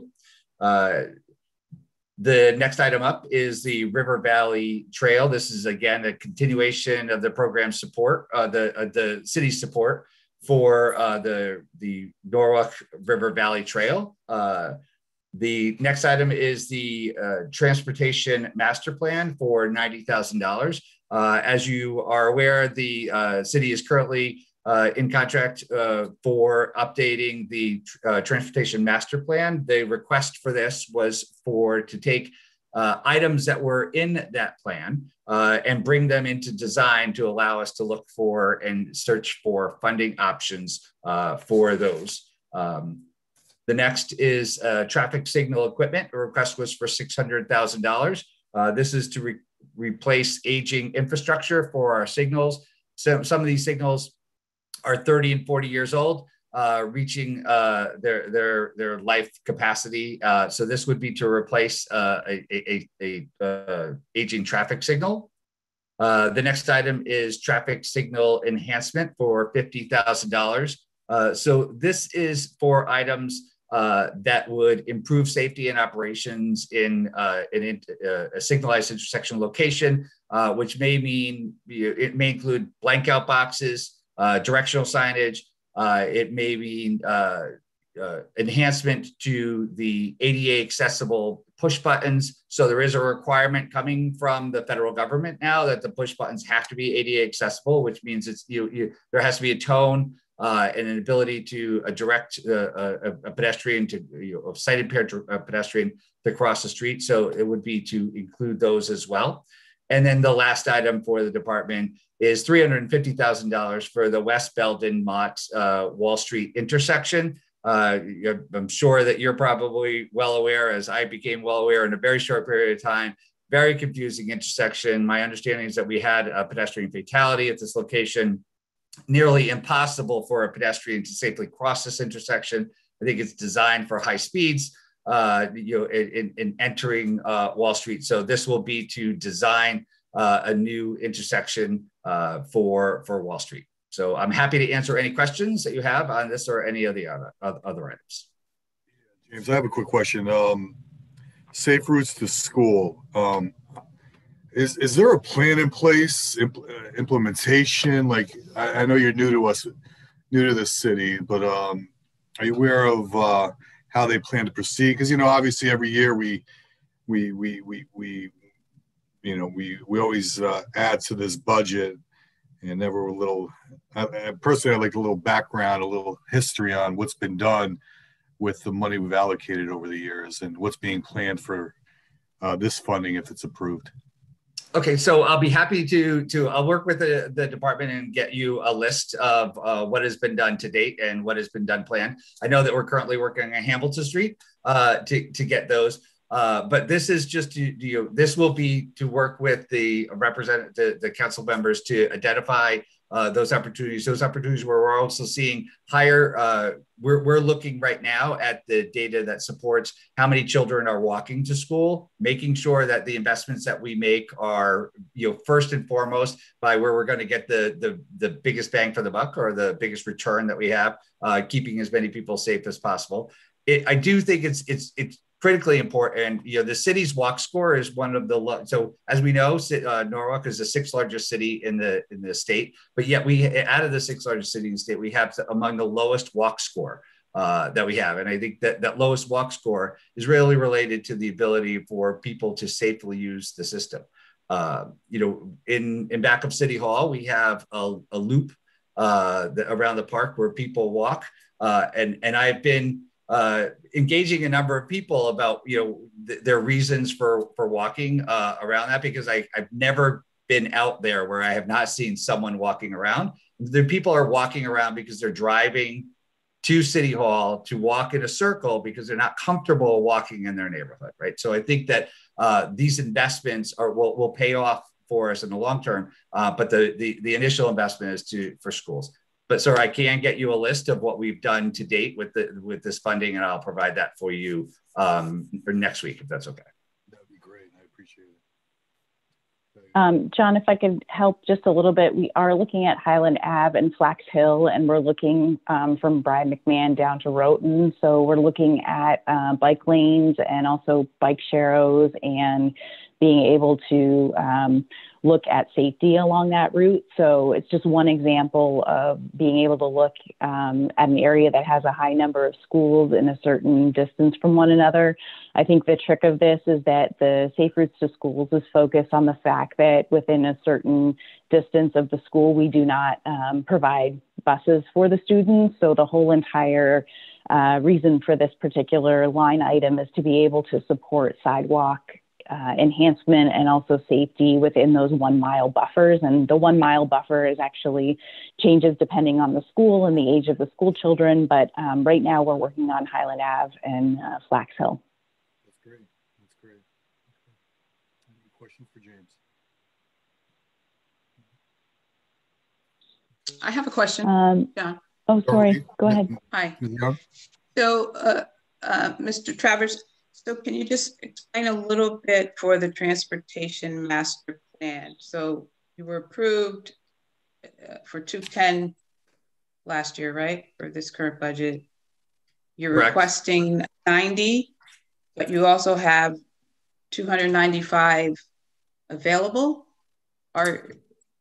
Right. So the funds that are available is actually to support the master plan itself, right? Mm-hmm. So we hired a consultant who will have community meetings. We'll look to develop the city's transportation master plan, our direction to go forward, avenues that we believe should be improved or intersections improved. So there'll be part of the plan will be specific areas that are identified for needing improvement. The $90,000 would go towards design plans for those items that have been identified as needing improvement and what type of improvement. So we'll bring it into from a concept plan that the master plan will give us to an actual design plan where we could seek specific funding and actually build out that improvement. So I think I can offer a little bit of background as well. So when we did the transportation master plan in 2012, it actually cost us about $450,000.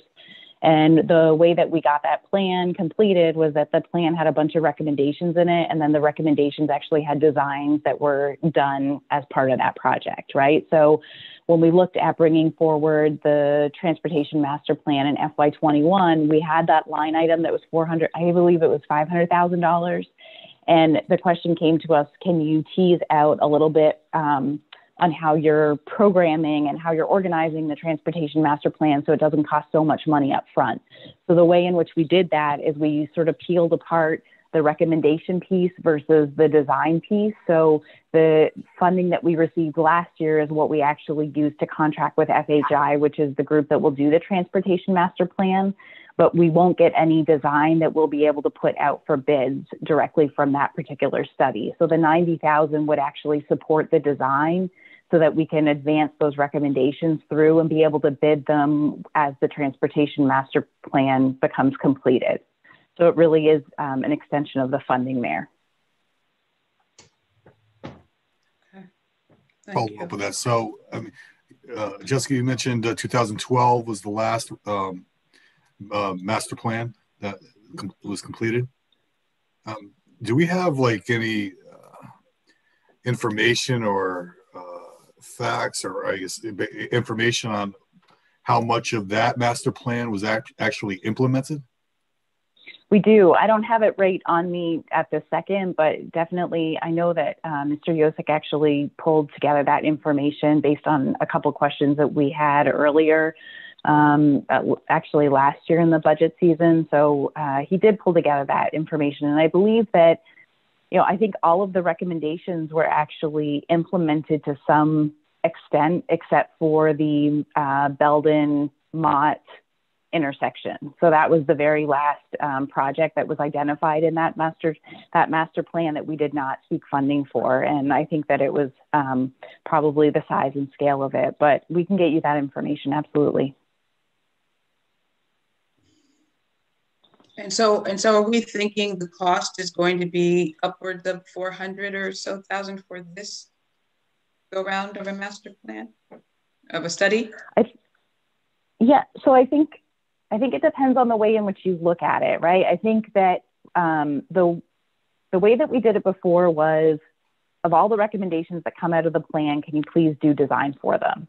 Which is why it ended up being the 450. I think what we're saying here is that you're going to come out with 10 recommendations or 12 recommendations, and we are only going to advance the number of recommendations that we feel should be advanced. And the reason for that is because we have the $90,000 and we're going to push through the 5 or 6 projects that we believe should be prioritized. And then if we decide to move forward with additional projects, then we can do that. And we don't need to do it necessarily in a transportation master plan line item. We can actually do it in a line item that looks like the Mott Belden line item. We can have it be project specific.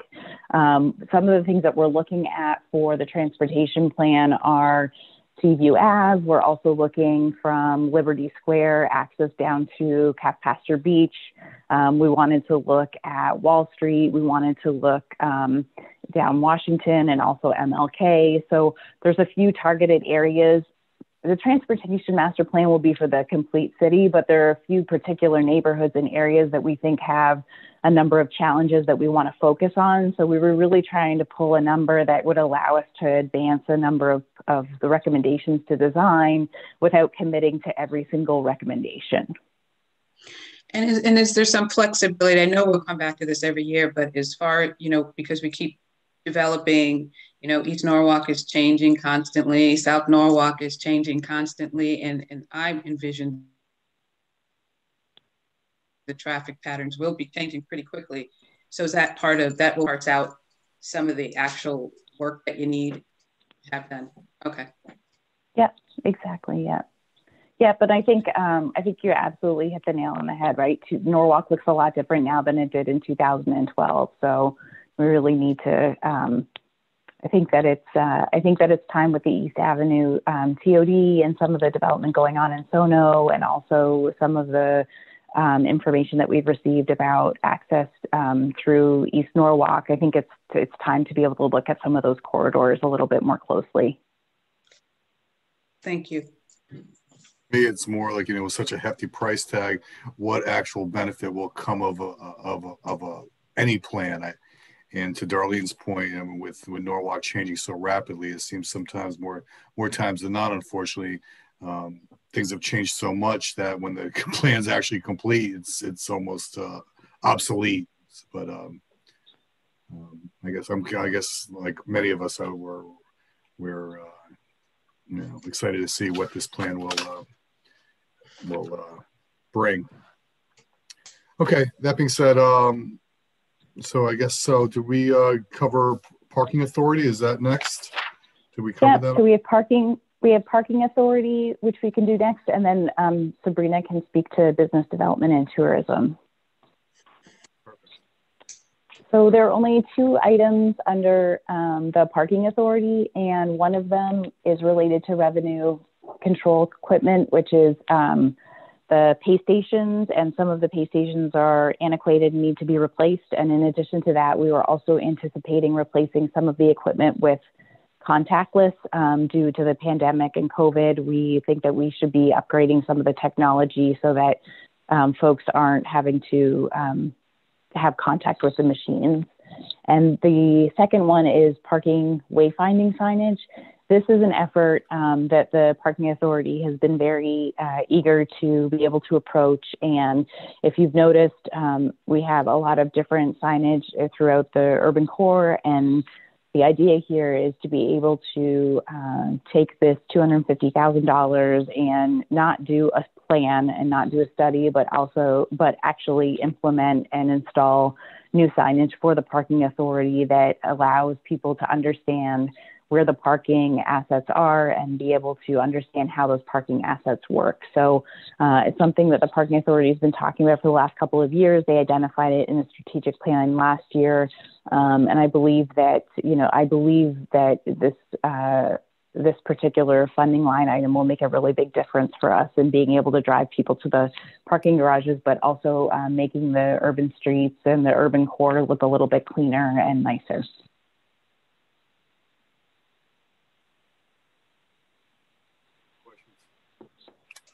No. Okay. Sabrina? I just wanted to mention really quickly, that the parking garages do not have funding currently in the line item, and Vanessa stayed on just in case there were any questions about that. But I did want to flag that we do have money already in the account for parking garage maintenance. So one of the things that the Parking Authority was a little bit nervous about was to show that there was a $0 for FY22, and that the thought might be that we're not maintaining the garages the way in which we should. And that's not the case. So there is money in that account. There's money to be able to maintain the garages in the way that we need to. And I wanted to mention it because I know that it was something that the Parking Authority was really cognizant of, that 0 may look optically like we're not actually maintaining the garages, which is not the case.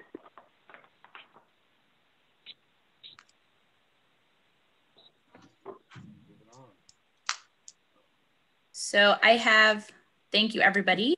Happy to see you all here. So I have 2 items for my capital budget. The first of those is the arts and culture plan. So we currently do not have an arts and culture plan in the city of Norwalk. We have the plan of conservation and development that has identified this as a need. And my department is heading this up because there is an economic impact, obviously, for any arts and cultural facility, as well as arts and culture installations that occur in the city. The state of Connecticut actually has the 4th highest economic impact per capita in the nation. So a lot of people are coming here to invest in the city when it comes to coming to an arts and culture installation, whether it be seeing a mural, whether it be going to a theater, those types of things. So what this plan really will do is outline all of the current assets that we have. That includes any murals that we have, any public art that we have available, that includes sculptures, those types of things, but as well as highlights all of the assets that we have in the city that aren't publicly owned as well. So we have the NICE Festival every year. We have the Wall Street Theater. We eventually will hopefully have the Palace Theater back up and running. So all of these things combined together really have a great economic impact in the city. So what this plan will do is not only identify areas where the city should continue to invest. Sorry. The city should continue to invest, but also identify that impact that it's having from fallout from people actually coming to the city to utilize those resources. So all of those things will be included in that plan. And as we're continuing to invest in public art, as you saw in the Arts Commission budget, I think it's important not only for us to know what we have, but also identify the areas where we need to improve to not only support the arts and culture community in the city, but also to support the neighborhood aspects that arts and culture brings with it, as well as its impact on small businesses. So that's my first ask, and the mayor has recommended $50,000. if that was to be the case, I think we would go out to RFP to see how much it would cost. From my research thus far, it's been $100,000. So if we had to phase it, that's fine. This also isn't something urgent, but I think it's something that we should definitely keep on the radar for years to come, because we are investing in public art and in culture. So I think that's something that we should identify and really get our hands around currently. The second item that I have is the Entrepreneurship Program. So as all of you may know, the Chamber of Commerce actually has their Small Business Development Academy that they run every year. This portion of money will hopefully either support a program like that or be partnered with a program like that, where we can actually facilitate the entrepreneurs within the program that complete something like this to actually have startup funds. So we would give an amount of grant money, whether that be $1,000 or $5,000. The traditional amount is $5,000. And that some of that money would probably directly come back to the city, rather that be from permitting and things like that. But it's really to get these entrepreneurs up and running and be able to either open a storefront or make a business plan, those types of things that obviously cost money. But this program would only be for Norwalk business owners and Norwalk business entrepreneurs.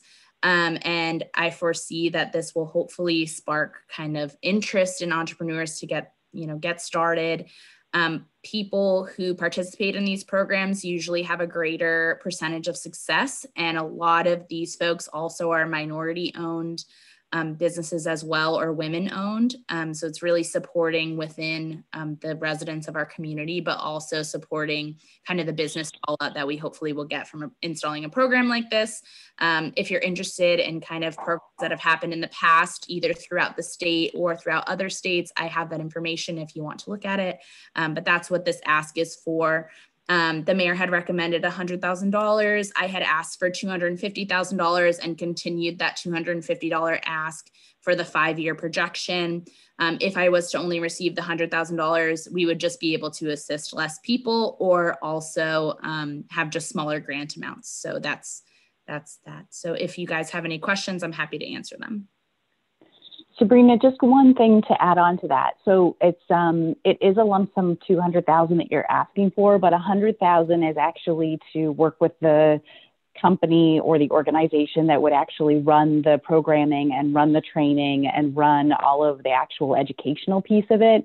But the other $100,000 is the actual grant money that would go directly to the entrepreneur if they opened a storefront in Norwalk. So it looks like it's a $200,000 ask, which is a little deceiving, but in reality, it actually serves two functions. One is the educational side, and then the other is actually providing the grant to get the business up and running. Correct. I've got a quick question. It's not an item that you requested nor was recommended, obviously, and that's tourism, branding, and marketing. I remember we approved this last year, and I'm just curious why there was no request for it this year, and what was done with the funding that was approved in 2020-21. Sure. So we had the $100,000 from last year for the tourism, marketing, and branding initiative. That is well underway. As you guys may have seen, the survey that went out for the new logo on that front. This is partnering with the Parking Authority funding for Visit Norwalk. Currently, the consultant that was hired on board is making a new website so that we can actually monitor and edit the website from a staff perspective in the future.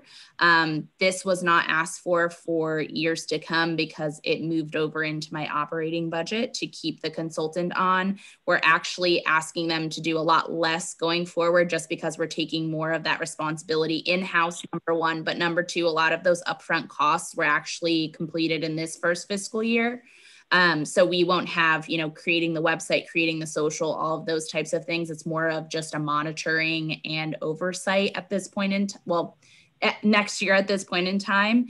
So that's why that $100,000 is not carried out. We're actually consuming that in the operating costs in partnership with the Parking Authority funding. And a lot of the work that has been done this year is really facilitating us and setting us up to take this all in-house at some point in time.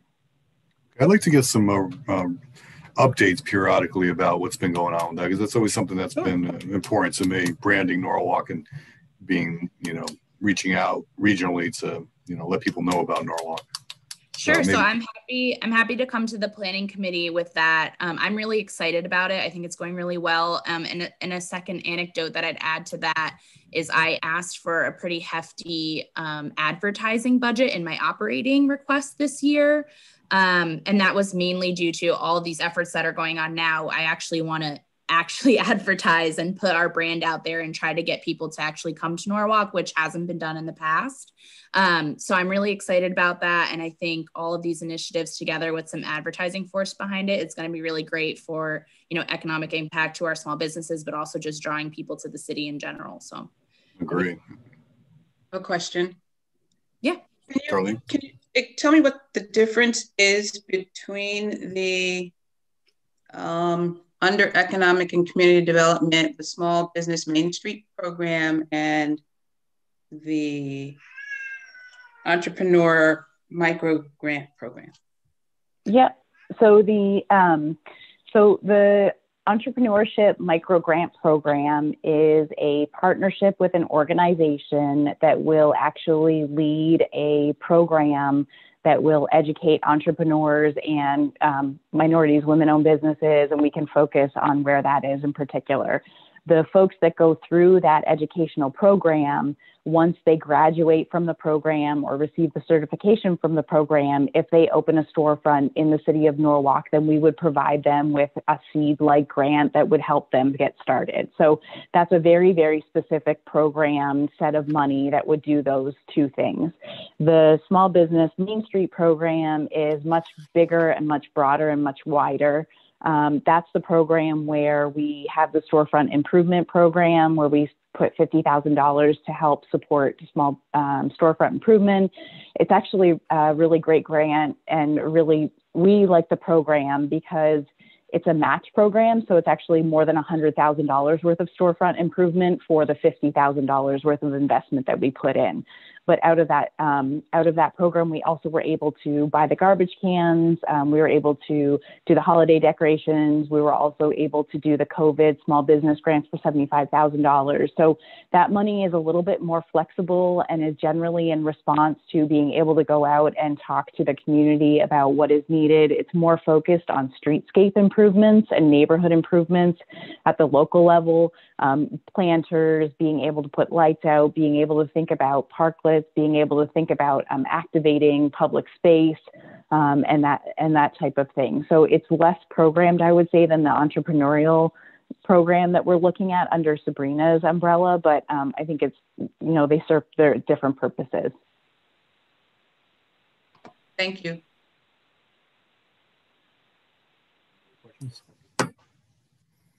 Okay. Thank you all. Thank you for all that. Great, thank you. Okay, last but not least, I believe we are up to the Board of Education. I see Mr. Hamilton with us tonight. How are you, Mr. Hamilton? Good. I'm doing great. Thank you, Chairman Kites and members of the Planning Committee. It's good to be with you here tonight. Joining me here tonight is Bill Hodell, who is the district's facilities director. And of course, I'm Tom Hamilton, the Chief Financial Officer for the Board of Education. I want to start out by first recognizing the Mayor's capital budget recommendations and thanking him for the funding additions that he added in comparison to the original recommendations that came out. I do think that based on the mayor's recommendations, we've certainly gone a long distance in terms of meeting the most critical capital needs of the Board of Education. So I will walk through, as you requested, the individual projects, including those that aren't presently recommended for funding. The first project on the list is the Briggs Family Welcome Center. And I do think that's an important project. That project has the intention to create what is really a one-stop family welcome center for the district for all new families entering Norwalk, as well as families who may have been in Norwalk for a long period of time, but whose children are just entering the school system. And the intention is to create a one-stop shop that would allow us to really meet the various needs of the families as they come forward. Right now, we have what is really, unfortunately, a disjointed process. We would first and foremost in this Welcome Center have a central registration office for the district. Presently, registration is decentralized. And so families have to start at the individual school and work with staff at the schools. But by centralizing it, we believe that we can really do it much more efficiently and make it a much more seamless process for our families. So some of the activities that go on at a central registration, kindergarten registration, as well as new student registration for everyone from grades 1 till 12, residency checks, school choice options, so that we can explain to families what different magnet programs we have in the district and how they can go about applying for those magnet programs, and assisting with the Step into Kindergarten program for pre-K. Also at this Family Welcome Center would be the Multilingual Learners Welcome Center. Right now, that's housed here at City Hall, but that includes services that include enrollment of the students, as well as testing English language proficiency and determining where they need to be placed in terms of their language development.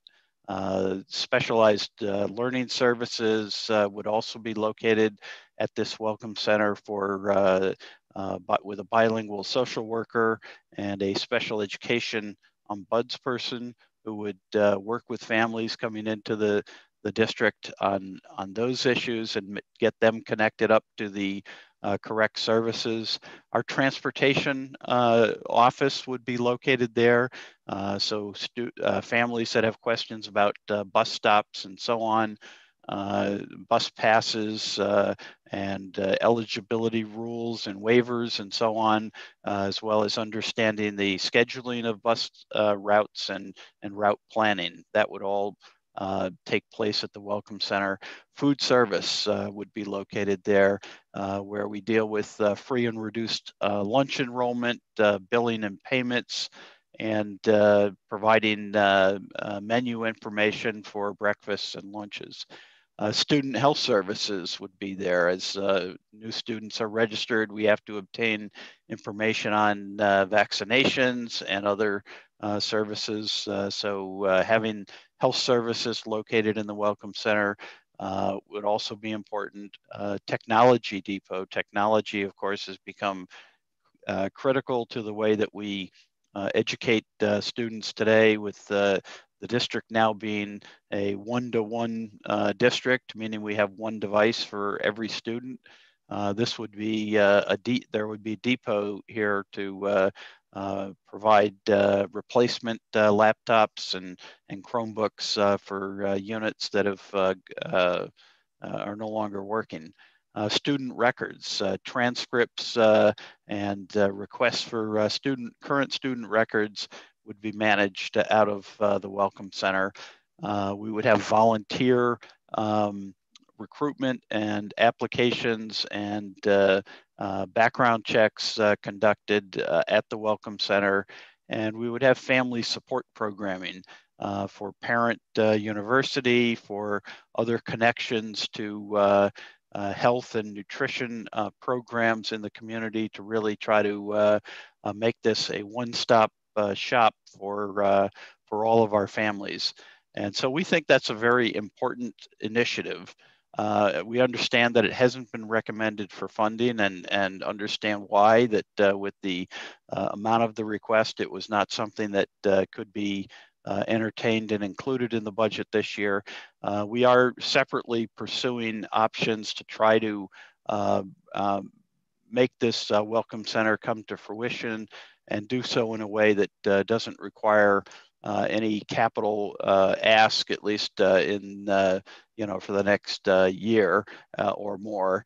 And so at this point, we understand where we are in the budget and certainly respect and appreciate that. But this is an important initiative, certainly for the district, and one that we're going to continue to explore whether or not there's options to allow us to move forward in some fashion. In that case, it most likely would not be at Briggs. The next project is curriculum materials and textbooks, and this is to replace literacy resources and other materials, K to 5. It's to replace and purchase 9 to 12 literacy resources, and it's to purchase new texts for our learning commons and libraries, specifically to increase the cultural representation of texts in our 21 school learning commons. And so that's what comprises that total request that you see of $747,000. And obviously, we can work with the numbers that were provided, and we'll work with the numbers that are provided going forward. But that's the request there. The next request is for instructional technology, which is to replace an additional year of replacement for the one-to-one initiative as new students come into the district, and as the district's technology replacement program essentially now, because we are one-to-one, is going to go on what is essentially a 4 to 5 year cycle, where we would be providing our students with their first device when they first come into the district in kindergarten or first grade. They would then receive a second device, a replacement device, at the end of 5th grade as they move up into 6th grade, and then a final replacement device as they move on into high school. So that is the district's replacement plan going forward. And our expectation ultimately is we believe that it makes sense for the district to attempt to put that into our operating budget ultimately going forward. So that is our intention. So if you look at the out year requests, what you'll see are requests for $331,000 a year for networking equipment and other equipment such as the smart boards and communications gear and so on, but basically sort of the non-one-to-one initiative equipment, if you will, that the IT department needs. Now, I know the mayor has recommended zero funding this for next year, and after reviewing this with the district's technology director, we think that's a reasonable thing to do. We think the district can accommodate that. We do have some funding still left in the current year capital budget. And we also have, as you may know, some additional grants from the federal government coming as a result of the COVID situation that generally we haven't seen any of the actual regulations on the grant we expect to receive next year. But we do know from prior grants that we've received that technology generally has been one of the items that we can fund.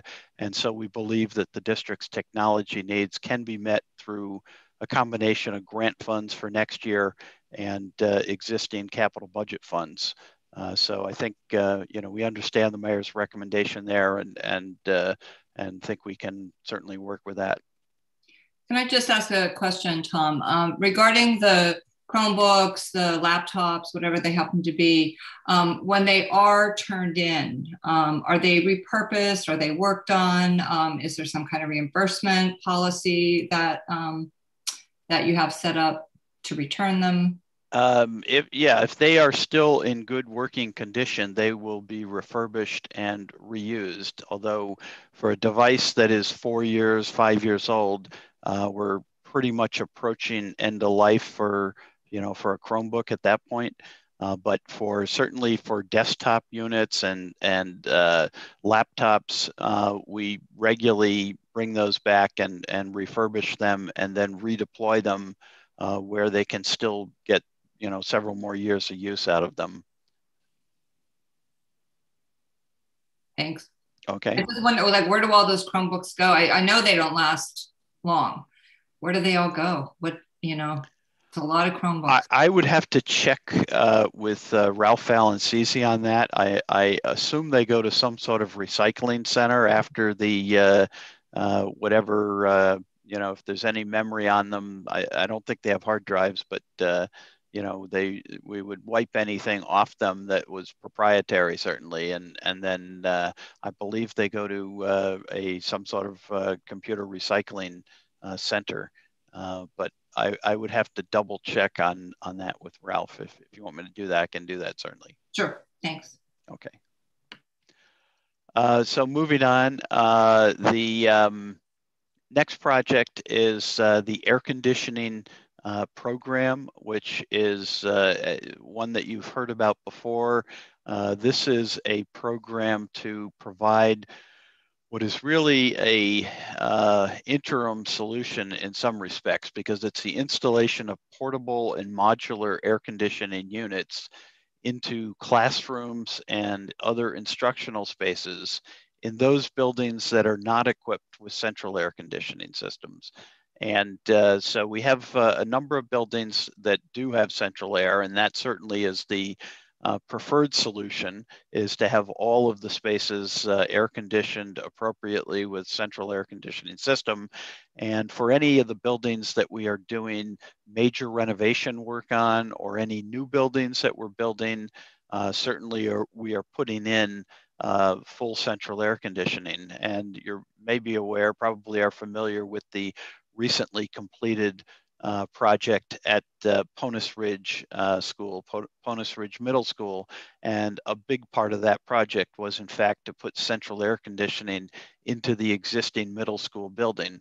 So Ponus Ridge now is fully air conditioned, but we still have a number of schools that do not have central air. And for those schools, given the cost of a central air project for the entire district, several years ago, the district embarked on this program to install really portable units, window units, and these modular units in those schools that don't have air conditioning, because we're finding, particularly at the beginning of the year in September and in the spring, when temperatures start to rise, that it really does affect learning and the ability to teach in these classrooms.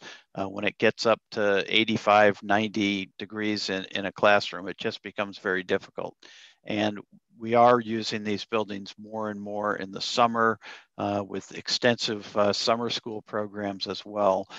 So that's why this initiative is so important, and we do appreciate the city's support for this program. Next year, the request was to install air conditioning at Nathan Hale Middle School. So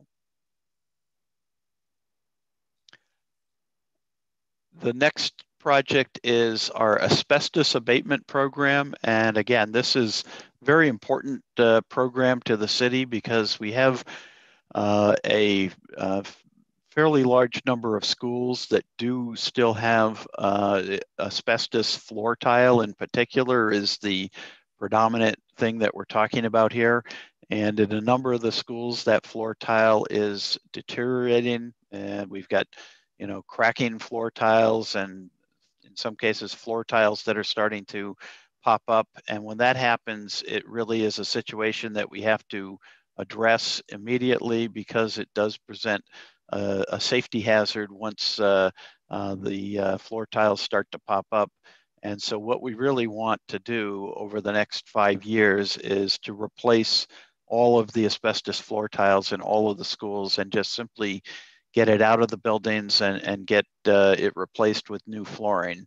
And so we've requested $1,250,000.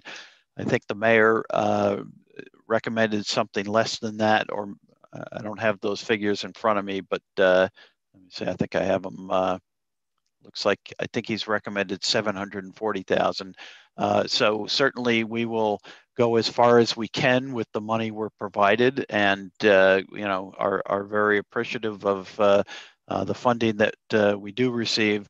Our objective with our request here over 5 years was to replace all of the floor tiling at a cost of about $5.2 million. So it is, as you can see, a fairly expensive undertaking, but we believe it's something that the district really needs to do, is to simply get these floors replaced, because there are so many cases where a school wants to do something in a building. They want to change something in, say, the library, and having asbestos floor tile in place frequently impedes our ability to do other work, because the tile, you can't do anything in the building until you take the tile out. So again, that project is one that is very important to the district. Bathroom renovation work, you've probably heard a bit about bathrooms, and we know from our facilities study, both the one that was conducted I guess 6 years ago now by Silver Petroselli, and we're in the midst of an update to that facility study, and that information. We actually met with the Land Use and Building Management Committee not too long ago to talk about that, and the consultants on that project will be presenting their recommendations soon to our board, and then we'll be sharing that certainly with the city. But we know that bathroom renovations is one of the items that many of our schools are operating with bathrooms that really are original to the building. Even when there was work done in the 1980s or the 1990s, in many cases the bathrooms were not touched. And so in many cases, these buildings are literally from 1960, and they look like it. Hey, Tom, I'm sorry. I was going to wait, but I got to stop you there. I'm a little frustrated with this item. And Ms. Shanahan and I have visited every single middle school bathroom in the district. And I'm a little concerned about how these are being portrayed as being, decrepit, in absolute need of replacement. They're not. Some need work.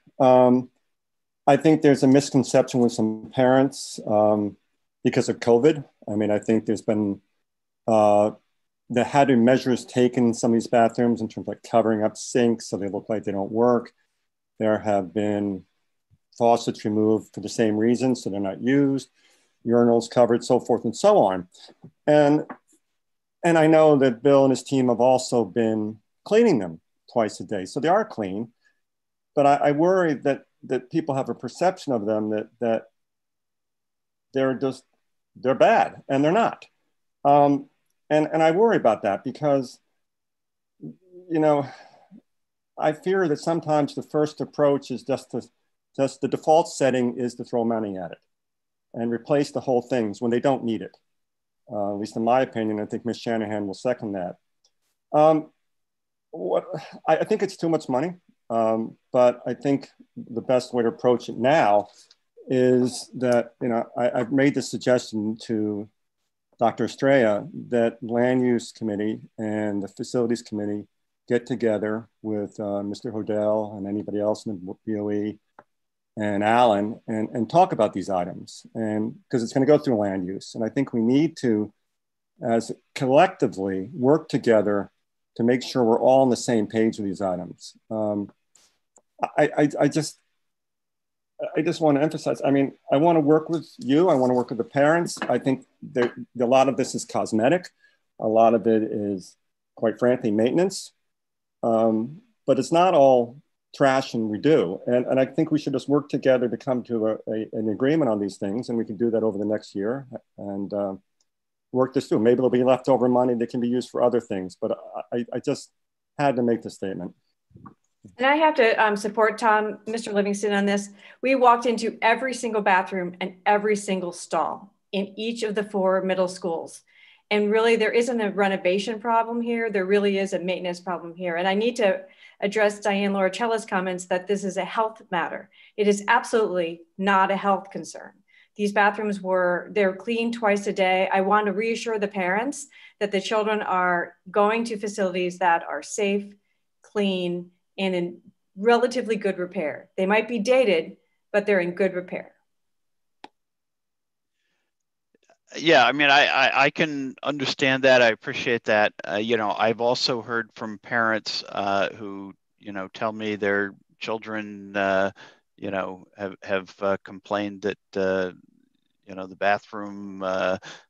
bathrooms smell and they won't go in them. That you know, they've complained of issues of doors that don't shut and so forth. So, you know, I think we've heard that from a number of people as well. So I think there are different perceptions, but as you said, the bathrooms are absolutely dated. And in many cases, they are in fact original to when the buildings were first constructed in the 1960s. So, you know, I think the bathrooms do need renovation work. Now, you know, the exact extent of what that renovation takes, I think you can, you know, we can debate that and different people may have different opinions. I know that the renovation work that was done at Ponus was, you know, not the complete gut renovation, but I think was a renovation that worked well. And that might be, you know, a very good model to look at for the other schools. I don't know, Bill, you're on the call. I don't know if you want to add anything into this discussion. Yes, I do agree kind of both sides.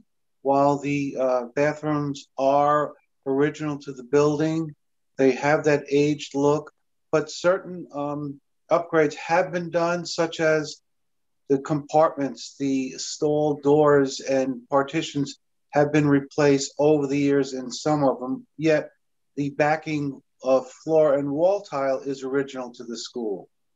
Some of the bathroom sinks are original, toilets may have been replaced, urinals may have been replaced. So I think it's a mixed bag, but the overlining look is an aged look. While they do function, and yes, they are clean twice a day, and yes, every other sink and every other and all urinals are shut for COVID, yes, there is a perception there. But by and large, they are original to the building. If I could just add another perception, I think it depends on the school. You know, I spent 9 years at Ponus prior to the renovation, and those bathrooms were pretty bad at the time. And so I'm glad to hear that they have been much improved with the renovation. I haven't seen the other middle schools, but I can tell you the bathrooms at Norwalk High are very bad.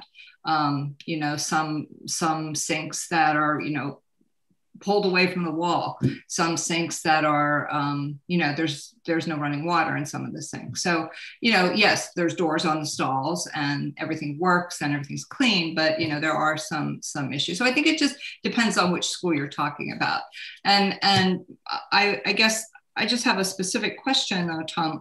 Is this request specific to the middle schools or overall, all the schools? Well, the request for next year was intended to upgrade the bathrooms at the 3 middle schools other than Ponus. The request over the 5-year period was to continue the bathroom renovation program at all of the schools that haven't had a recent renovation project. And I also, I do want to support the statement about maintenance. I do think that there has been a maintenance issue over the years. And so I think that I agree that needs to be addressed. Okay. You want me to go on, Mr. Chairman? Questions? Please proceed. Okay. So the next project is fuel tank replacement. And this is to replace underground fuel storage tanks, heating oil tanks at Tracy, Columbus, and West Rocks. And these tanks have reached the end of their useful life, and the federal government or the state government, DEEP, does mandate that these tanks be replaced. And so this is the one project that I was going to identify where I felt that we did need to have a discussion about is this particular project. We had requested $400,000 for next year. This is a project that is eligible for a partial state reimbursement of $130,000. And so the net appropriation to the city that the city would be paying is $270,000. And so this is one that I do think if there's any way to free up any money, this is one that I would identify because I think, and I'll ask Bill to chime in here, but I believe this is one where we run the risk of being cited and potentially fined if we're unable to replace those tanks by the mandated deadline. So, Tom, thank you. Last year, we were afforded, I think, $1 million or maybe slightly higher than that to do the tanks we are about to start in the next upcoming months. Those tanks reach their 30-year life in 2020. The tanks that you are describing right now, which are 3 or 4, were installed in 1991, which then brings its 30-year expectant life to this year. So that's why the request is in front of you for the 3 or 4 remaining tanks. And yes, we do risk the potential of being cited if we do not address them. But we are addressing the other tanks in the next upcoming months. So I don't know if there's any questions. If not, I'll move on that. Capital repairs and replacement. This is sort of the sister account, if you will. The city has this on relative to city buildings, and we ask for an appropriation of funds to really meet unplanned but necessary capital repairs and replacements to our 21 buildings. So, with that many buildings, there are things that break down that we just hadn't anticipated. And this capital account has been really vital to help meet some of those unplanned needs. So we certainly appreciate funding in that account.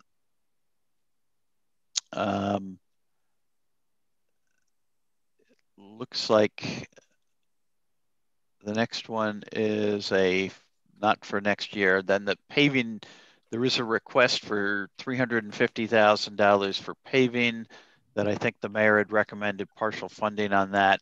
And this is to repave parking lots and to renovate or replace concrete sidewalks. And at the same time, we also do ADA compliance remediation as part of this project. So we had requested $350,000 to do West Rocks Middle School and Kendall Elementary School. And I believe looks like the mayor recommended $150,000. And so we would, obviously take that as far as we could take it. And we do appreciate the city's support on those projects as well. And I think that, let me just double check, but I think that's the last. I'm sorry, we also had a vehicle request that I do not think was recommended for funding, which was for to replace a rack body truck. And so that was for $110,000. And I don't believe that one, yeah, no, that one had not been recommended for funding. And I think... Tom, you have Silver Mine Driveway. Oh, I'm sorry. Okay, yes, you're right. We have Silver Mine Driveway. How did I forget that one? Okay, that's further down the list. But yes, we have Silver Mine Driveway, which the city had funded the $80,000 for design last year, and the estimated cost for the construction work was estimated at $1.5 million. That really is to address a important concern relative to safety and as well as the speed with which people can get it in and out of that driveway at dismissal time in particular. And so that project would really separate the bus traffic from the vehicle traffic, and would provide, would avoid the situation which we have currently, which is one where we've got students who have to actually cross when they leave their car to get to the building. They have to cross in front of a travel lane in the driveway to get to the school building. And so this would correct that situation as well. Tom, I got a question on that.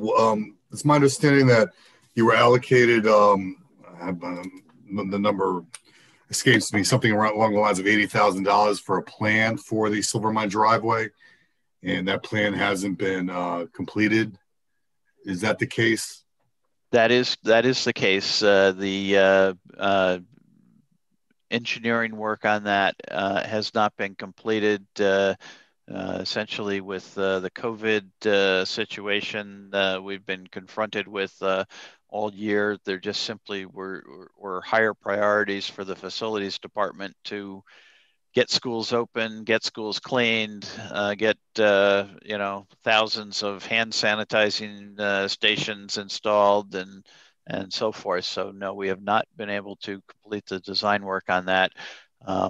At this point, I would expect that design work will be completed over the next, 6 to 8 month period. And then we would be in a position, if construction money is appropriated here, we would be in a position to put this out to bid approximately a year from now and line it. This is work that we would need to do when school is not in session. So it was work we would need to do over the summer. And so the work would be scheduled for the summer of 2022. Thank you, Tom. I do want to mention that the planning for that project, we are currently working with the city's purchasing, and that is currently out to bid. So we do expect to receive bids back, and we will level those bids and award that project. But again, let's not forget, that's for design. We would not have a design in place before the summer. And as you mentioned, this work has to be done in the graduation day after graduation, and it needs to be completed by the first day of school. So it would not be planned for this coming summer, but by and large, we will have a plan and it will be ready to bid to contractors. Okay, great. Thanks to that. And I just want to backtrack a little bit, and that's the asbestos abatement program. I mean, that's a significant amount of money, and we've been talking about this for years. I understand the need. No one's pro asbestos here. But are you going to be able to, seeing that you already have $465,000 on hand, are you going to be able to actually use this funding and in the fiscal year 22? Well, currently we are planning to do silver mine this summer. I do want to mention that over the years, a lot of the asbestos floor tile has been removed from the hallways. And why? That's easier to do, and it's sat idle for a long time. Now it's in the classrooms. When you abate a classroom versus a hallway, it's a much more involved process. You have to empty the classrooms, whereas hallways don't have, for the most part, anything in it. We have to rent storage, or we have to pack unpack the classrooms, pack them in the storage containers, remove the tile, put new tile back, repack the classroom. Yeah. So that money, like I mentioned, will be spent at Silver Mine, and we might phase that over 2 years.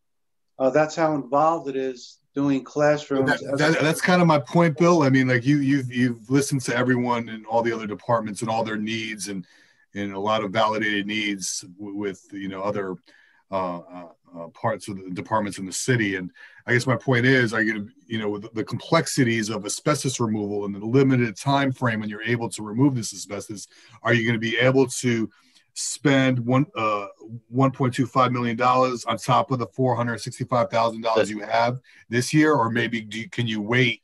I've learned never to ask the Board of Ed if they could take less money, but my point is, were you able to spend this this money in its entirety? So John, the couple things to understand is, one, the $400,000 that is presently available is already earmarked for Silver Mine School, which is going to happen this summer. The other thing to understand is the asbestos abatement projects are eligible for a state reimbursement, and there's a whole grant application process that you have to go through in order to get that state reimbursement. And one of the requirements of that grant application process, before you're even allowed to ask for the money from the state, is you have to prove to them that you have the appropriation in place for the project. I was unaware of that. Okay. So if we don't have the appropriation, the earliest that this project could happen that we're talking about tonight, for this money tonight, is the summer of 22. There's no way that it could happen for the summer of 21. But if we don't have the money in the budget now, then we won't be able to apply for it and do it in the summer of 22. It wouldn't happen until the summer of 23 or essentially the year after the appropriation is in place, because the state grant approval process simply takes that long. And well, frankly, just also putting together the bid specs. You approve a capital budget, I think it's April 13th this year. There isn't really much time between April 13th and the last day of school, which is when you've got to get in to start this project. The contractor literally has to start work the day after school ends, and then they're rushing to try to get the work done before school opens again. So there really isn't enough time between the approval of the capital budget and that date in mid-June when school ends to get everything done that would need to be done to start the project for this summer. Okay, I was unaware. I mean, so you're saying, Tom, it's 100% reimbursable? No. Not it's reimbursable at our regular reimbursement rate, which is 30%. Okay. All right. Yeah, no, we've all been here a while. Any other questions for the Board of Ed? Anybody? No? Okay. Thank you, Tom. Thank you, Bill. Okay. Thank you very much. Thank you. Have a good evening. Okay. That concludes. So, you know what? I'm going to, I believe the item was moved. I forget by whom, but I believe it was. I'm going to propose one amendment. Seeing that these bathrooms have garnished so much press, I find it appropriate to maybe perhaps safeguard that for generations to come. And I would like to propose an amendment to move $38,000 from the Board of Education bathroom renovation line item to the item F3, the library, to digitize our newspapers. So that would bring the Board of Education from $1.5 million for renovations to $1,462,000. So I guess I will now call for a vote on the amendment. All in favor, please raise your hand to signify yes. Looks to be unanimous. Okay, now I will call for a vote for the item as amended. All in favor, raise your hand to signify yes. Great. Okay, it passes unanimously. All right, thank you all for your time on that. And now we're going to move to one last item. I know you're all tired. You all want to go to eat some dinner and relax. So I'll make this quick. This was brought to my attention. And I've got Henry with us. And I believe, do we have... I am here, sir. Bill Ford, the city assessor. Hey, Bill, how are you? If you don't mind giving the committee a brief description of the item. I understand that, I'm more concerned about the penalties associated with not the filing for property owners, but I'll let you better explain it, Bill, okay, if you don't mind. Thank you, sir. The income and expense forms are required to be filed with the assessor's office by all commercial property owners in the city. That information is used to derive our assessments. Your commercial property trades on an income approach. That's the most appropriate approach to value the properties. And so we need that information in order to accurately determine the value of the properties. The penalty is a 10% penalty, and it is for anybody that does not file their income and expense statements. The city of Norwalk actually has about an 80% reporting rate in a typical year. We've had some issues with COVID. We have reviewed and we've done some different things with that depending on if they have historically filed with the office. So we don't believe there's an issue. We don't believe there's a need for the local ordinance.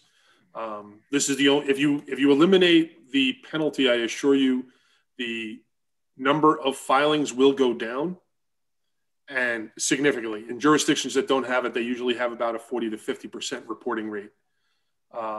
So 80% is much more successful, and it's very good for us to have the information in order to make accurate assessments. The more accurate our assessments are, the less court cases we have. So that's where we're at. I don't believe it's a necessity to have the ordinance to allow the waiving of the fee at this time. Thank you, Bill. I mean, this was, and after a very detailed and long conversations with our corporation counsel, I am in agreement with you. But I believe now in these circumstances, I believe there needs to be some leniency to account for those suffering both financially and physically from the pandemic we're all going through. So that's why I just recommend personally to both you and corporation counsel that if perhaps there are some circumstances due to this pandemic where someone is unable to file in time, they should not be subject to a 10% assessed value of their property, which is very significant, especially now when many are struggling to fill these locations, have rents and all the other negative effects of the pandemic. So I felt it important to address this, and from my understanding, there has been some leniency during this, and I just hope that can continue just until we're out of this. In consultation with the CFO, Mr. Dekowitz, consultation with two of our attorneys, and with OPM, we have made some arrangements. I'll put it like that. Well, I mean, I think we can disclose a little bit. But, oh, come on, Bill. I mean, it was very big common sense, and I think it's very reasonable. The issue was brought to my attention. We had all these consultations, and we said, look, it is COVID. It's a different year. What is reasonable? So what Mr. Ford did is he said, look, if people historically always follow these forms on time, but this year they were late, we said, okay, we understand it's COVID. This is not your usual pattern. We cut you a break. But if you're historically late, and this is just yet another year, then we don't feel that that accommodation is appropriate. We want to, as he said, compliance goes down when there are no penalties. And so we just made a broad generalization that said, if for whatever reason you normally file these things on time and this year you didn't, we're going to, I don't know exactly what Mr. Ford is doing to the penny, but the point is we're going to accommodate you and say, we understand it's COVID, it's a special year, and normally you file this on time, you pay your taxes on time and all that sort of thing. But if you're a chronic violator, then I guess we don't cut your break. And maybe not so much the generic stamp, like in, well, where if there is a late filing, it's just filed away. Penalties are handed out. But from what I've heard from our corporation counsel and the both of you, I feel like you are taking some accommodation, some a closer look at these penalties before they're issued. So thank you. Yes, sir. Any other questions? Okay, can I entertain a motion to adjourn? Thank you, Lisa. All right, great. Thank you all for your time tonight, and I'll see you all soon. Happy holidays. Yep. Oh, Happy yes. holidays. Holidays you're celebrating. And if not, just enjoy the long weekend. Greek Easter. Thanks, everybody. Thanks, everybody. Have a good night.